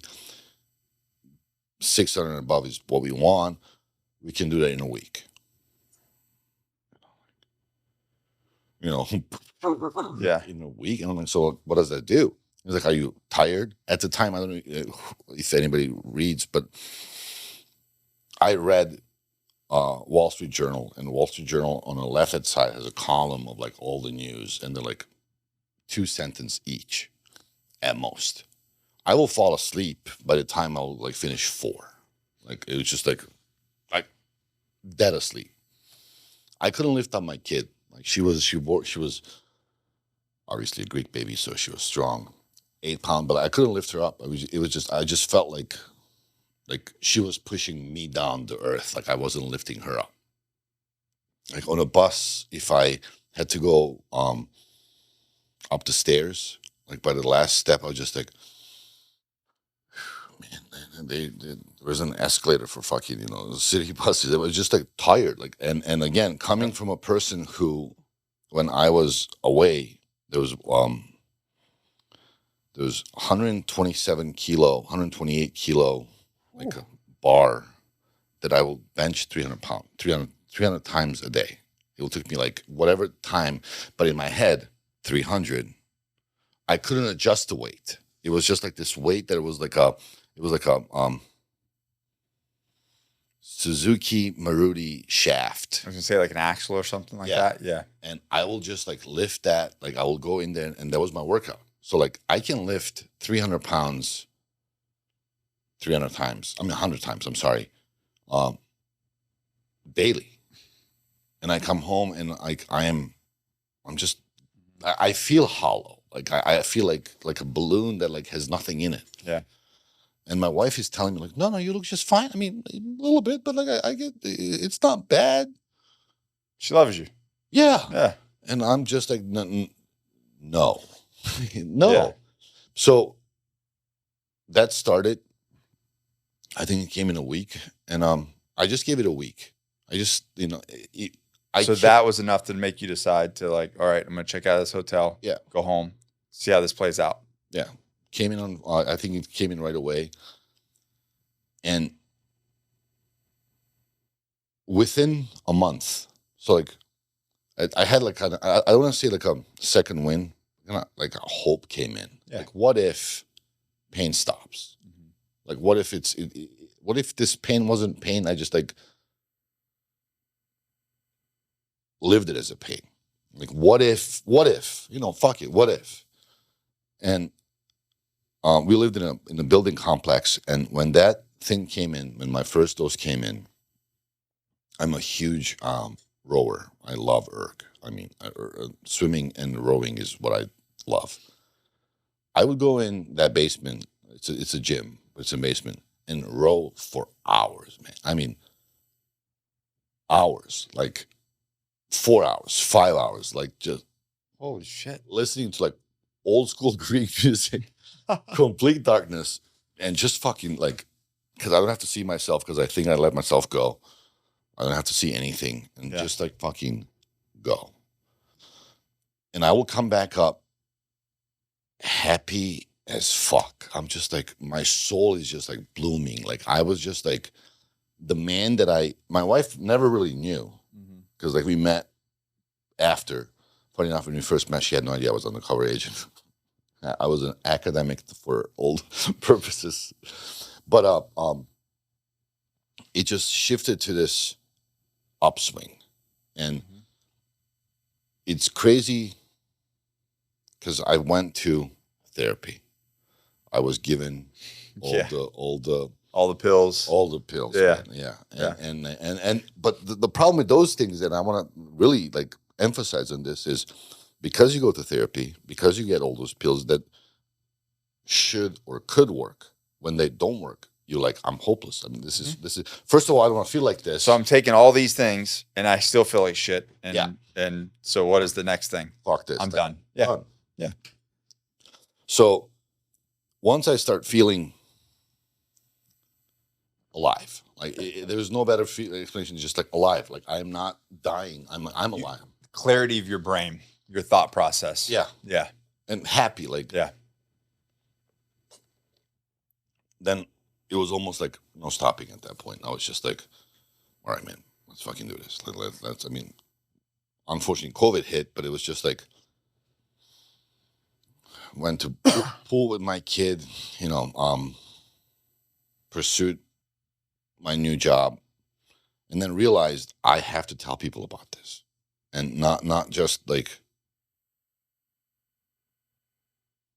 spokesperson, but just like I have to tell people that I know, and I have to tell people that this is it. Like this is Because there's still people that think that this is only me. Nobody understands. Yeah. There's still men out Absolutely. there that think that they're a special butterfly and that their pain and what they're going through is unique to them and no one's going to understand. Yeah.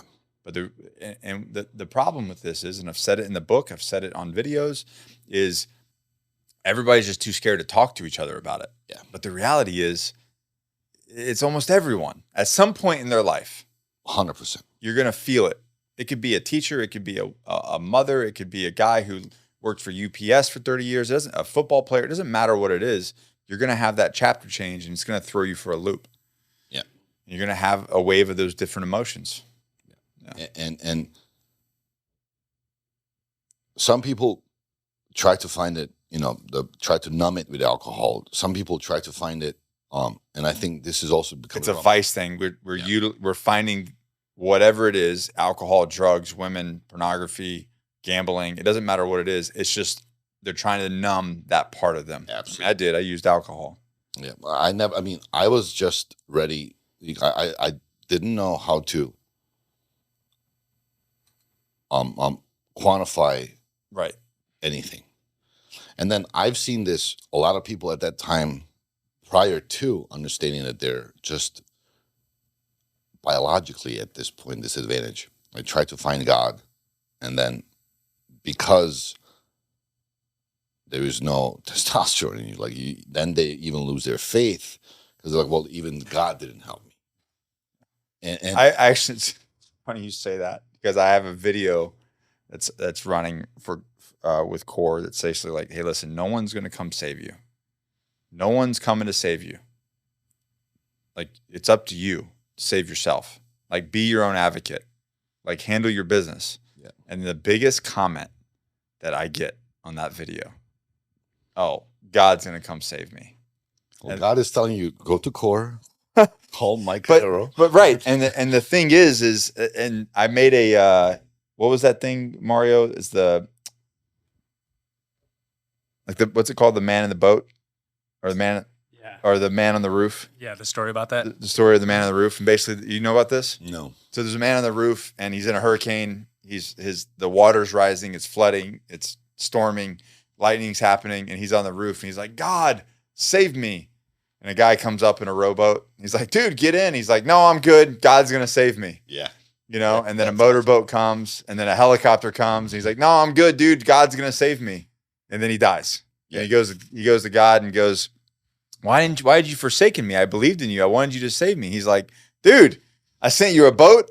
I sent you a helicopter. You know what I mean? Like, what Best of the best. what more do you want, man? Yeah. And I made that little video, and then I share that with them. I'm like, listen, like, God's not going to come down incarnated and save you. Like, he puts people in your life, Absolutely. in your path, just like you found that you got that book, right? I You got made you. you made the call, but you still have to take the action. Like, Sure. he will put things in your way and signs in your way and people in your way that's how he's going to save you.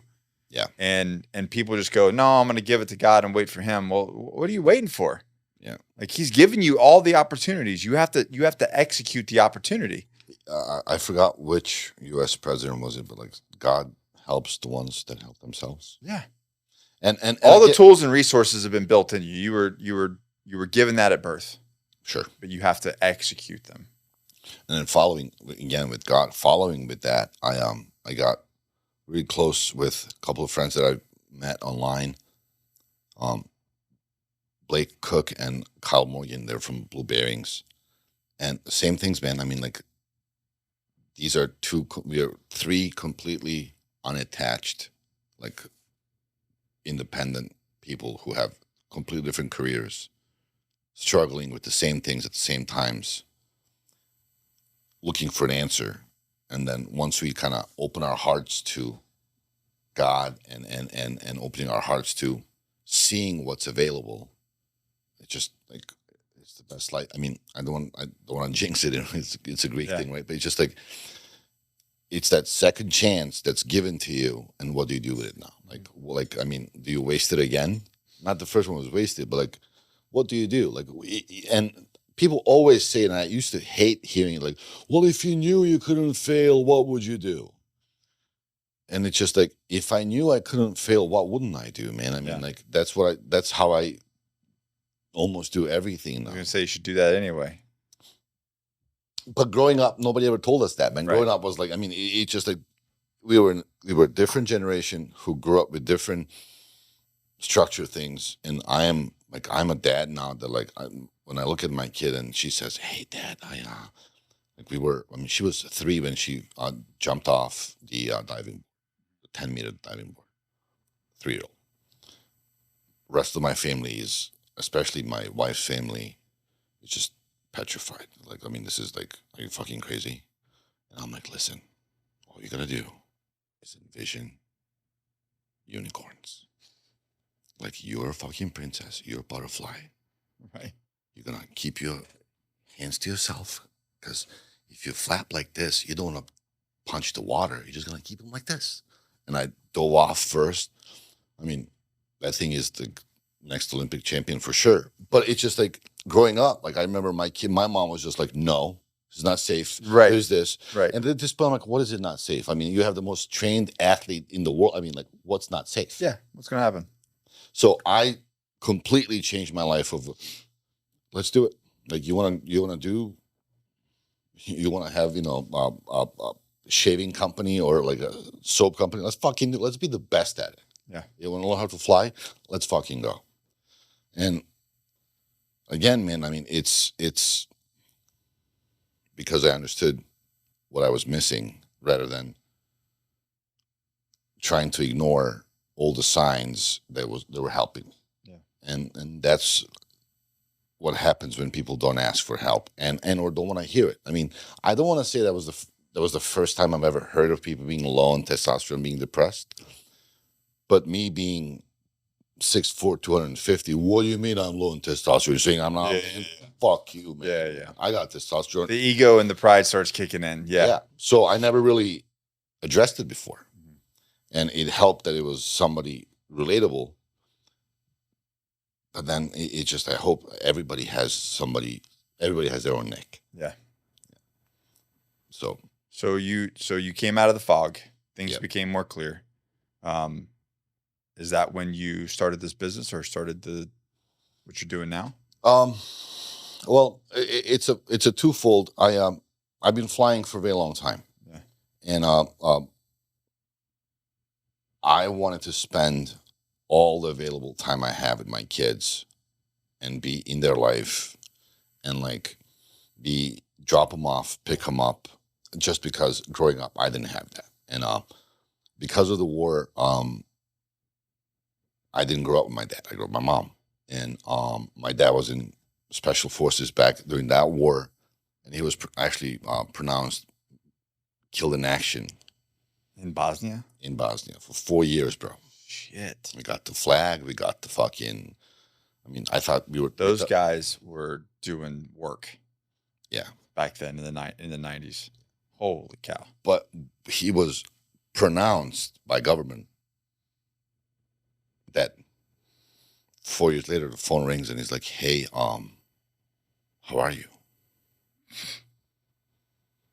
And then a week later, the dude shows up at the airport. True story. Like, I had I mean, I always felt like he was there, but just the way this, for people today, it's crazy. What? But this is 90s, man. There's like one phone. There's Yeah. like you calling back home village. It's just like, if he's not by the phone, he's not gonna fucking hear it. Right. So what happened was, unfortunately, the guy that had the exact same first name was killed at that action, and Dad was just on his mission up front for 4 years. We thought he was, I mean, like not a thought. I mean, we got his what do you call it, pension. His dad, like, it wasn't like a undercover operation like my dad had to be. No, it was just like they really thought he was dead. The way that paperwork worked back then, And he just kept going. he was. I mean, he never knew. We thought he was dead. like I mean, Just gone for 4 years. yeah. It was just he was on the front lines. I mean, prior to that, we would hear from him like maybe once every 2 months, and it was just like either a phone call or a very, very, very like scripted like text mail that will come in. But then he did, and so when I say that, like I know how much I missed my dad. Like I know how much my dad played in my life, and I was gone for 7 years, again missing my dad. So now I see my dad every day, man. My dad and my mom live. We kind of rearranged our livings. We moved to a different part of the country. But they're 7 minutes away from us. Nice. My dad and my mom are with my kids every day. Very Greek. But like I have coffee with my dad every day. And Good for you guys. and I see my kids every day, man. I mean, like it's the most priority in my life at this point is Mhm. to give them a life lessons as a dad. Like You're there to teach. that's it. Yeah. So the businesses that we have or that we own revolve around me being available to my family. Yeah, and maybe the same with me. Like because I was gone with my daughters. My daughters are 22 and about to be 18. Oh goodness. And then I got Dimitri, who's a little savage. But now that I've gotten older and I miss so much with them. Granted, it wasn't fair to them. You know, it's what it was. But now I'm like I take if I get done with work, I'm taking a red eye. I'm flying home. Yeah. Like because I just want to be there. And I might feel like shit and I might be tired, but I'd rather, because you can't make up that time. No. And so the same thing, it's like that is the number one priority. If it's a trip that he can go on, he's going. He can go, the wife can go, nanny can go. Everybody's going. I don't care. Yeah. Because you just don't get any of that time back. And even if it's 15 minutes in a day, that's 15 minutes that I didn't have. And it's worth it. Absolutely. Yeah. You know? And so it's just, and you probably the same thing. It's like as you get older, your perception of what's important kind of changes. You kind of see things through a different lens.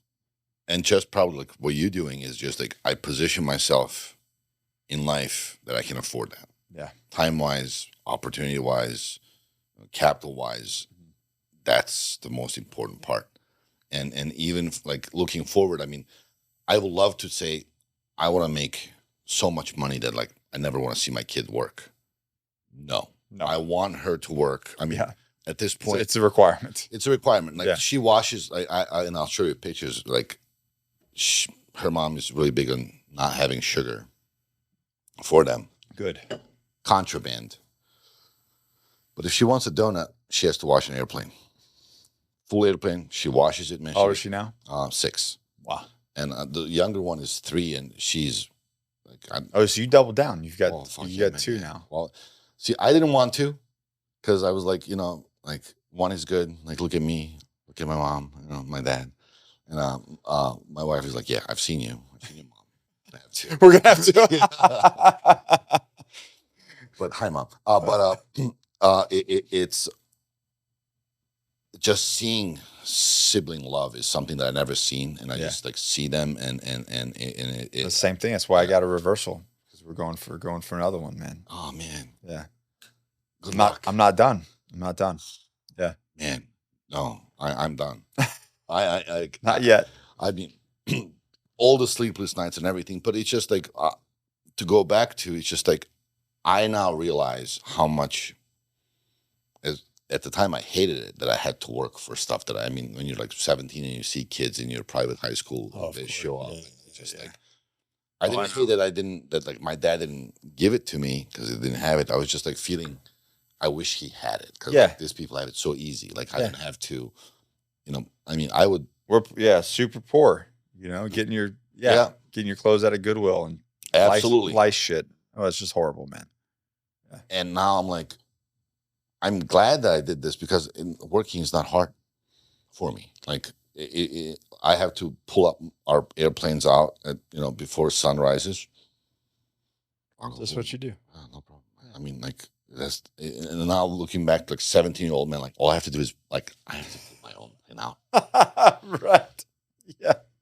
White. I mean, right. So perception's a motherfucker. Sure is. So like my kid has to wash it. Absolutely. I mean, she does a good job. She does. I mean, better than most paid employees. But all jokes aside, and then giving back starts. So you got a flight school. Yeah, I do. We do flight instructions. Yes. Mm-hmm.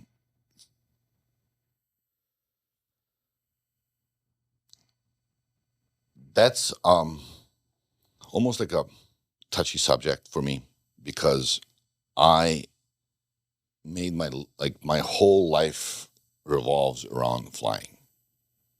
Like, from 9/11 to coming to this country to, as you know, all the med evacs are flights. Yeah. Like my last flight when I was leaving, I remember I remember everything. And like when I left Kabul, and that's one of the things that I like to talk about here is just like I lived out of Kabul for 3 years. Azizi Tower is right next to the airport, across the airport, and that's where I would have my meetings. Faces Abbey Gate. 3 years. And I had the worst guilt when that happened because those people, those 13 servicemen were there for 3 days. I was there for 3 years. Like it hit hard. It hit home so hard knowing what happened, how it happened, why it happened, how it shouldn't happen. Yet it didn't happen to me. Like that's the guilt that I live with. Dude, I went through a roller coaster of emotions. I mean, to say that I was angry is an understatement of how that was handled and how much blood is on particularly on that administration's hands. Yeah. It's a tragedy because it was unnecessary. And you and I, anybody that's done that job knows that was completely unnecessary. Yeah. I mean, not only unnecessary, it's unfathomable that anybody would actually be able to say, let's do it. Yeah. Like if you are on that platform, if you're in that business, you and I both understand that if you suggest that to anybody else but the top of that food chain, they'd be like, get this fucking guy out. Exactly. Let him retrain, send him back because he has no fucking clue what's going on. Yeah. This is not even how it's thought of. Like this thinking process doesn't exist. So to honor that, I swim 30 miles every year on August 26th, which is the date. And all the proceeds go to Hunter Lopez Foundation, which is who is one of the fallen. His mom runs it. And it's kind of encompasses all of the 13 of them. And this year, I'm swimming it in Lake Wallowa, Oregon, at 5,000 elevation, Glacier Lake. Oof. I think it's been like 60, 65 degrees. Currently, it's still... That's not bad, though, if you're swimming that long. Is it not, though, man? Like it's cold, but the thing is, like... Well, your fingertips, man, it's like a frostbite shit. Yeah. But hopefully... Because I've overheated in water. Yeah. Oh, for sure. For work, like, because I was on a dive team for 5 years. So we'd have the long-ass swims, and we'd be in rubber. Yeah. And I'd be like, water would be cold. I'd be like, I don't give a shit. Let some in. Yeah, absolutely. Yeah. Yeah. People don't understand the thermal that works around. You get hot. Very hot. Yeah. Yeah. Especially with the hot, the thicker the thermal or the denser, whatever. Right. So I found give back, my purpose again, like to, and when like before I joined anything, I remember like, when Black Hawk Down came down, and like when the guy says, it's the guy next to me. And I'm like, Hollywood, man, guy next to you, fuck you, man. You also worked solo for a long time. Yeah, but it's the people that you depend on, and it's the people that depend on you. Right. That you just grow to the point that it's just like there is no separation. There cannot be separation. Right. So it's just at this point, I feel guilty, man. I mean, I still carry that guilt that it wasn't me. Like so I swim a lot of fundraisers. I try to make them as unique and unconventional. So I swim Alcatraz for time. This year I'm swimming Navy SEAL swim with our SEAL swim around the Statue of Liberty. Mm-hmm. I'm doing the 13 miles.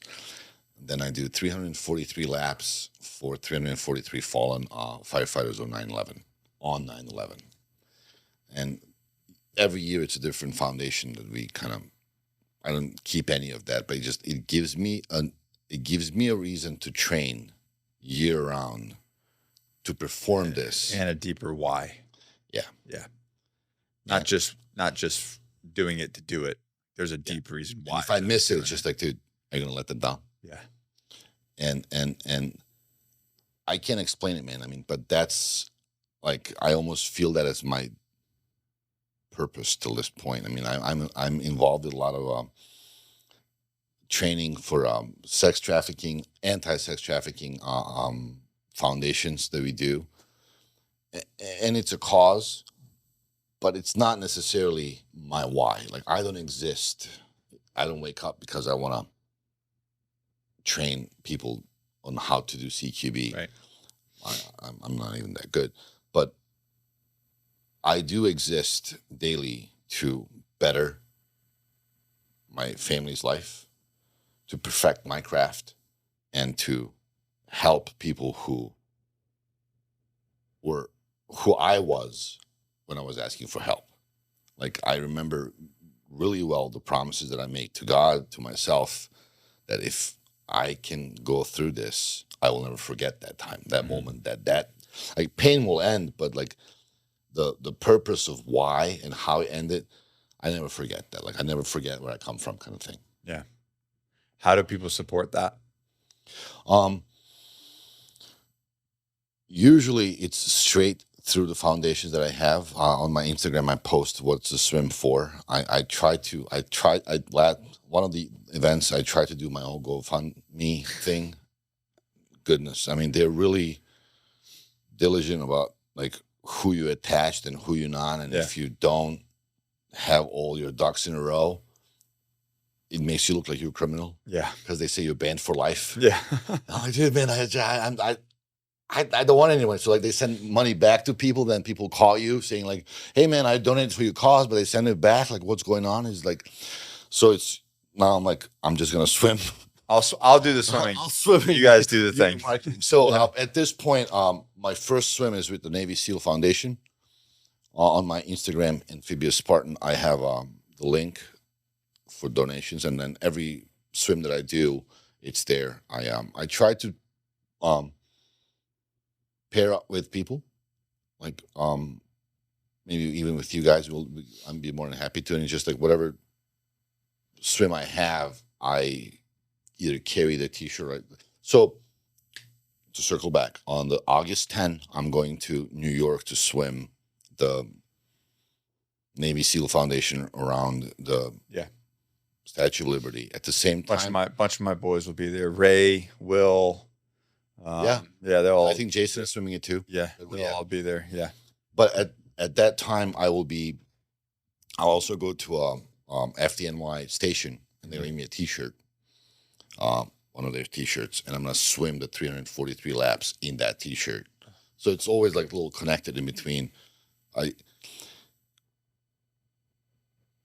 don't want to get comfortable in the comfort that I've created.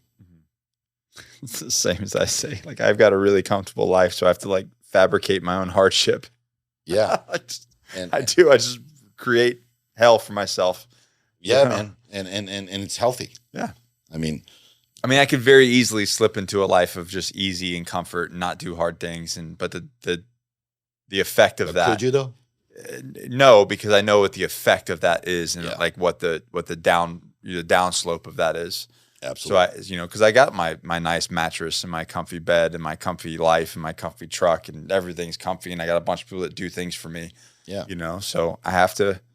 Absolutely. And the thing is, like, but you know that if you don't do what you did so far, this comfort will not last. Right. All right. So you're swimming around the statue with a bunch of seals, and then I'm gonna write a book about that, man. Yeah. Like every seal does. Every seal does. Yeah. And then in August, the lake. Yeah. And then the goal is next year in 2025 to swim the English Channel. Wow. Yeah. That's a rough one. Yeah. And the reason, I've always had, crazy goals, obviously. As people should. Yes.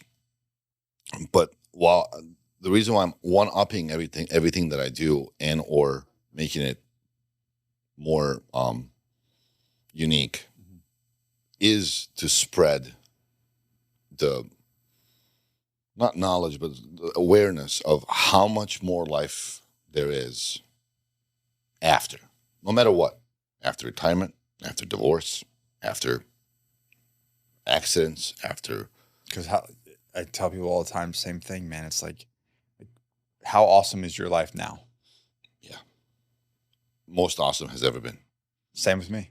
And I'm a bionic man. I mean, I've had every single bone on my right leg has been reconstructed. My right foot is size 11. My left foot is size 10. Like, I mean, I've been through so many injuries, so many, reconstructive surgeries that when I came to the end, I was just like, there's no coming back from this. Like, Yeah. I mean, I am not 18 anymore. I'm not a professional athlete anymore. But then there is. And, I will push myself selfishly to promote what can be done because it is done. And it's not just like, well, you should go and smell the roses. No, man, I'm going to fucking stop and smell it and show it to you that you can smell them. So Yeah. it's just like this. The English Channel is 22 miles.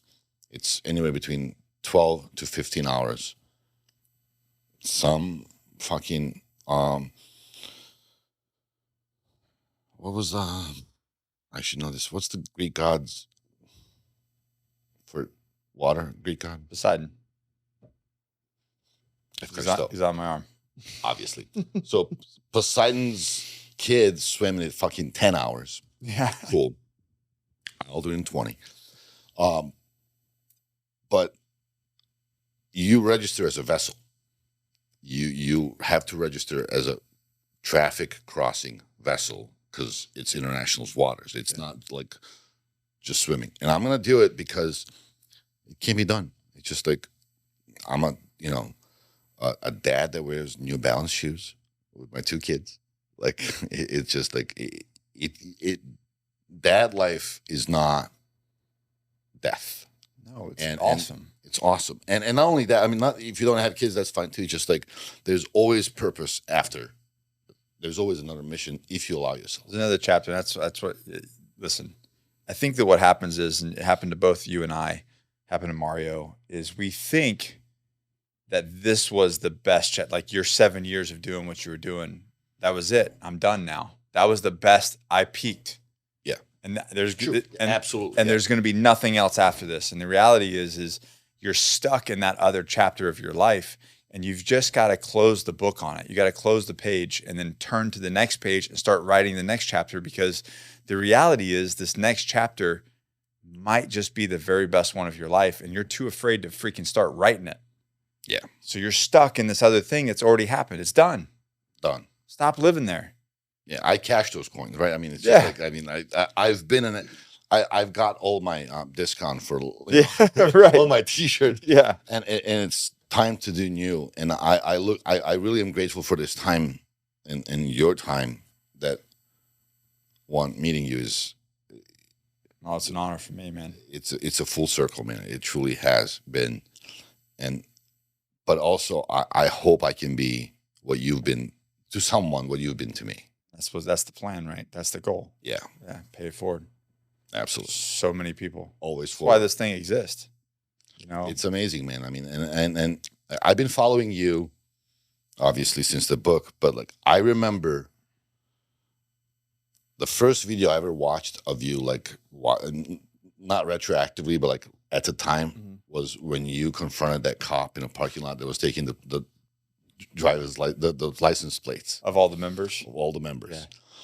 Yeah, they raided the gym. We got through that, and then opened again. And then instead of targeting me, he was targeting the members. Yeah. Yeah. But even since then, and I don't know, I mean, you probably hear it, but like I've watched you refine your mission, refine yourself, find another cause, and then address it. We literally just posted the video of the reason why, because everybody's like, Nick, you've changed. I have changed. I've changed. And here's the reasons why. And we literally just, what was the name of that video? Stand by. Go ahead, keep talking. We literally just, because we got those comments so much, because I used to vlog, I used to do all these different things. Sure. And the reality is I was worried about myself. Not really worried about myself. I was just doing me.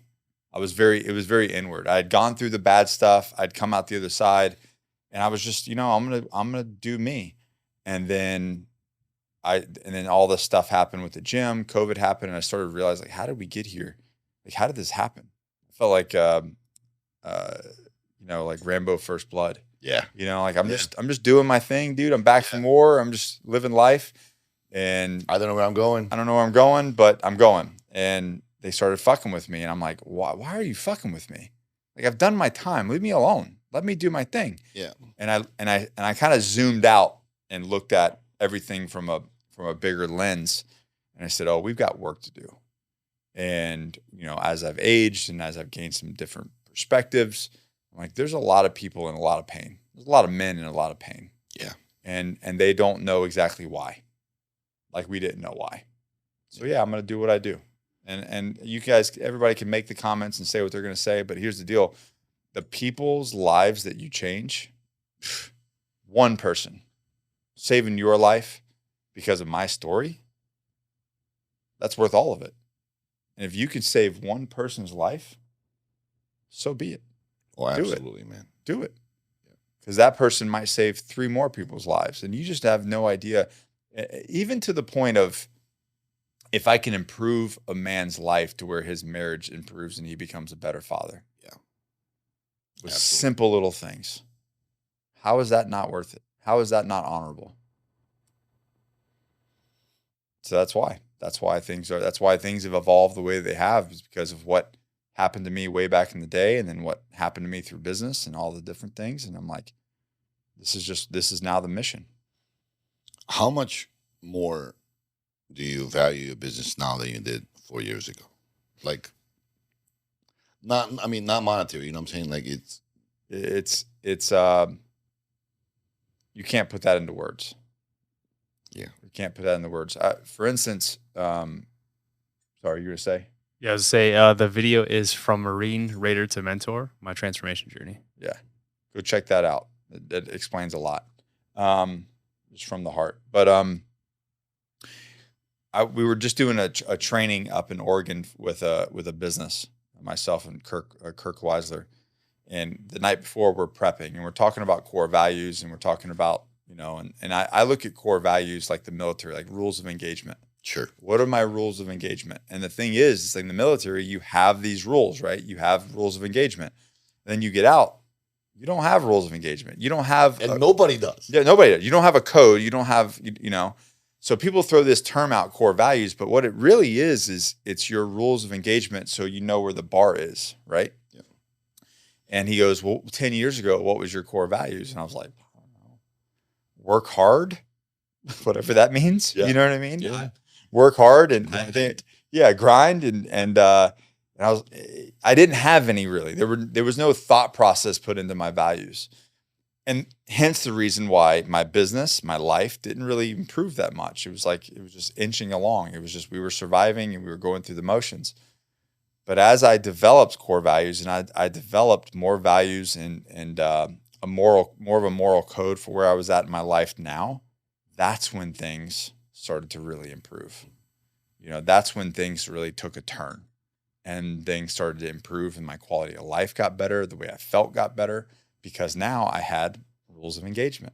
I knew what my rules are for what my values and what my morals were and how to play life. And as soon as I established those, everything changed. What's next? What's next? We're in the throes of business now, just growing Johnny Slicks, changing men's lives, and then spending as much humanly possible time with family as and get my pilot's license. Yeah, man, you should. Everybody should know how to land a plane. I mean, more than once. More than once. Everybody can land it once. Yeah. You're gonna be able to take twice. Yeah, that's the goal, which I look forward to talking to you about. I almost last year we almost pulled the trigger down in Wilmington. I forgot the reason why. Something didn't work out and we didn't do it. But then once we talked, I was like, oh, that's God trying to tell me. We got on the phone and you told me what you did, and I was like, shit. And one thing about aviation that really gives, even if you take it as a tool in your toolbox, is you're gonna understand positioning. Mm-hmm. Everything is positioning. You're gonna understand your speed and control of your speed, how you move, because you can't stop in air.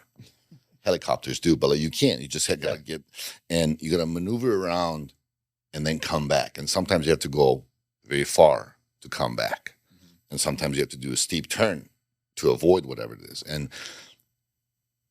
especially for former military and people who had engagements, it gives you an understanding of like water. There was no still water. It has to move around. I mean, even lakes move around. So there's a current. So I look forward for you to be in a cockpit where you're essentially free. You're floating, right? You're flying. But there's so many things that come. They're factors, and it's just like life, man. Like you have crosswind, you have thermals that come up. They're pushing you. When you're trying to land, you're aiming at one point on the runway, and you kind of driving straight there, and everything else wants you to go somewhere else. But if you hesitate, you have to go around. You just can't land. And at one point of time during that thing, you have to make a decision. It's called decision period. And once you decide, you have to go through it. If you can't land, you have to go around. But for safety of everybody else, you just can't give up. For safety of passengers, your family, or for safety of people who are around you, population, you just cannot. I mean, you cannot deviate. Yeah. And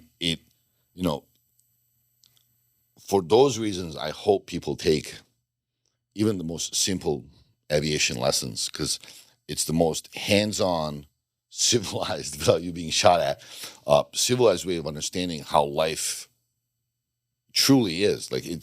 Nothing is still, nothing is perfect. Like we live, I was a math major, and most of mathematical equations are within perfect conditions. Right. Well, nothing is fucking perfect. So it's just when you, in your life, and even right now, I have this AC in my back, right? It's not like this is all dark, but it's colder with me than it's with you. Yeah. And it took me almost 40 years to realize that's just life.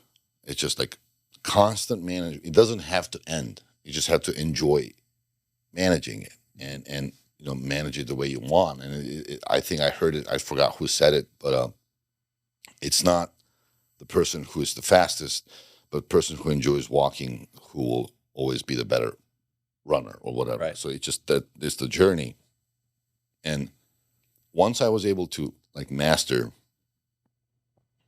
swimming or even diving, but flying, it became so much more clear Being with my kids, with my wife.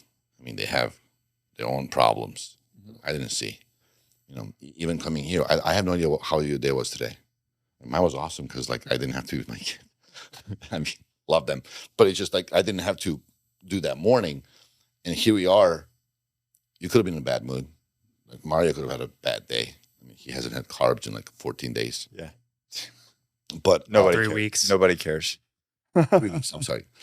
But it's just like, you didn't ask me any questions prior to this. Yeah. I mean, we talked on the phone once. It's could have went anyway. But had I not been open and like we just like managed it, life is good if you let it. Life is horrible if you let it too, man. If you let life, I literally have Viking runes tattooed on the back of my arm that says life is tight if you'll live it. yeah, That's it. that's it, man. Yeah. So when you take that first flight lesson, that's it, man. Squawk 7400. Don't do that. That's the terrorist attack. So you get like escort of F-16. There's a squawk little thing that you put like what your intentions are. Yeah. And if you put 7400, that means that your aircraft has been taken over by terrorists. So The only terrorist on my plane would be my son in the back seat. So, but well, you So you never get a free F-16 escort all the way back, whatever the first airport is. you'd be like, you better behave. I'm pushing the buttons, man. Pushing the buttons. Well, dude, thank you so much for coming in. And guys, if his Instagram is below, and please support his swims and the things that if it calls on your heart to do so, because Absolutely, yeah. yeah, and for me and a lot of these listeners, what happened in August was a big hit, Yes. for the people that follow me. So I'm sure that they will. But yeah, give this guy a follow and support what he's got going on. And I'm gonna give you a video to watch, and I've sent it to you before. But every morning with my kids before they leave, we say, never surrender, never retreat, always forward. And because they're kitties, they go meow meow meow. So like every morning, man, for past 5 years, like, all right, girls, and we go, let's do it. And they say, never surrender, never retreat, always forward. Meow, meow, meow. So like, we're all kitties now, and we do the family thing. It's beautiful. yeah. All right, guys, go follow him. I appreciate you, man, dude. Thank you so much. Honor's all mine. All right. Peace out, everyone.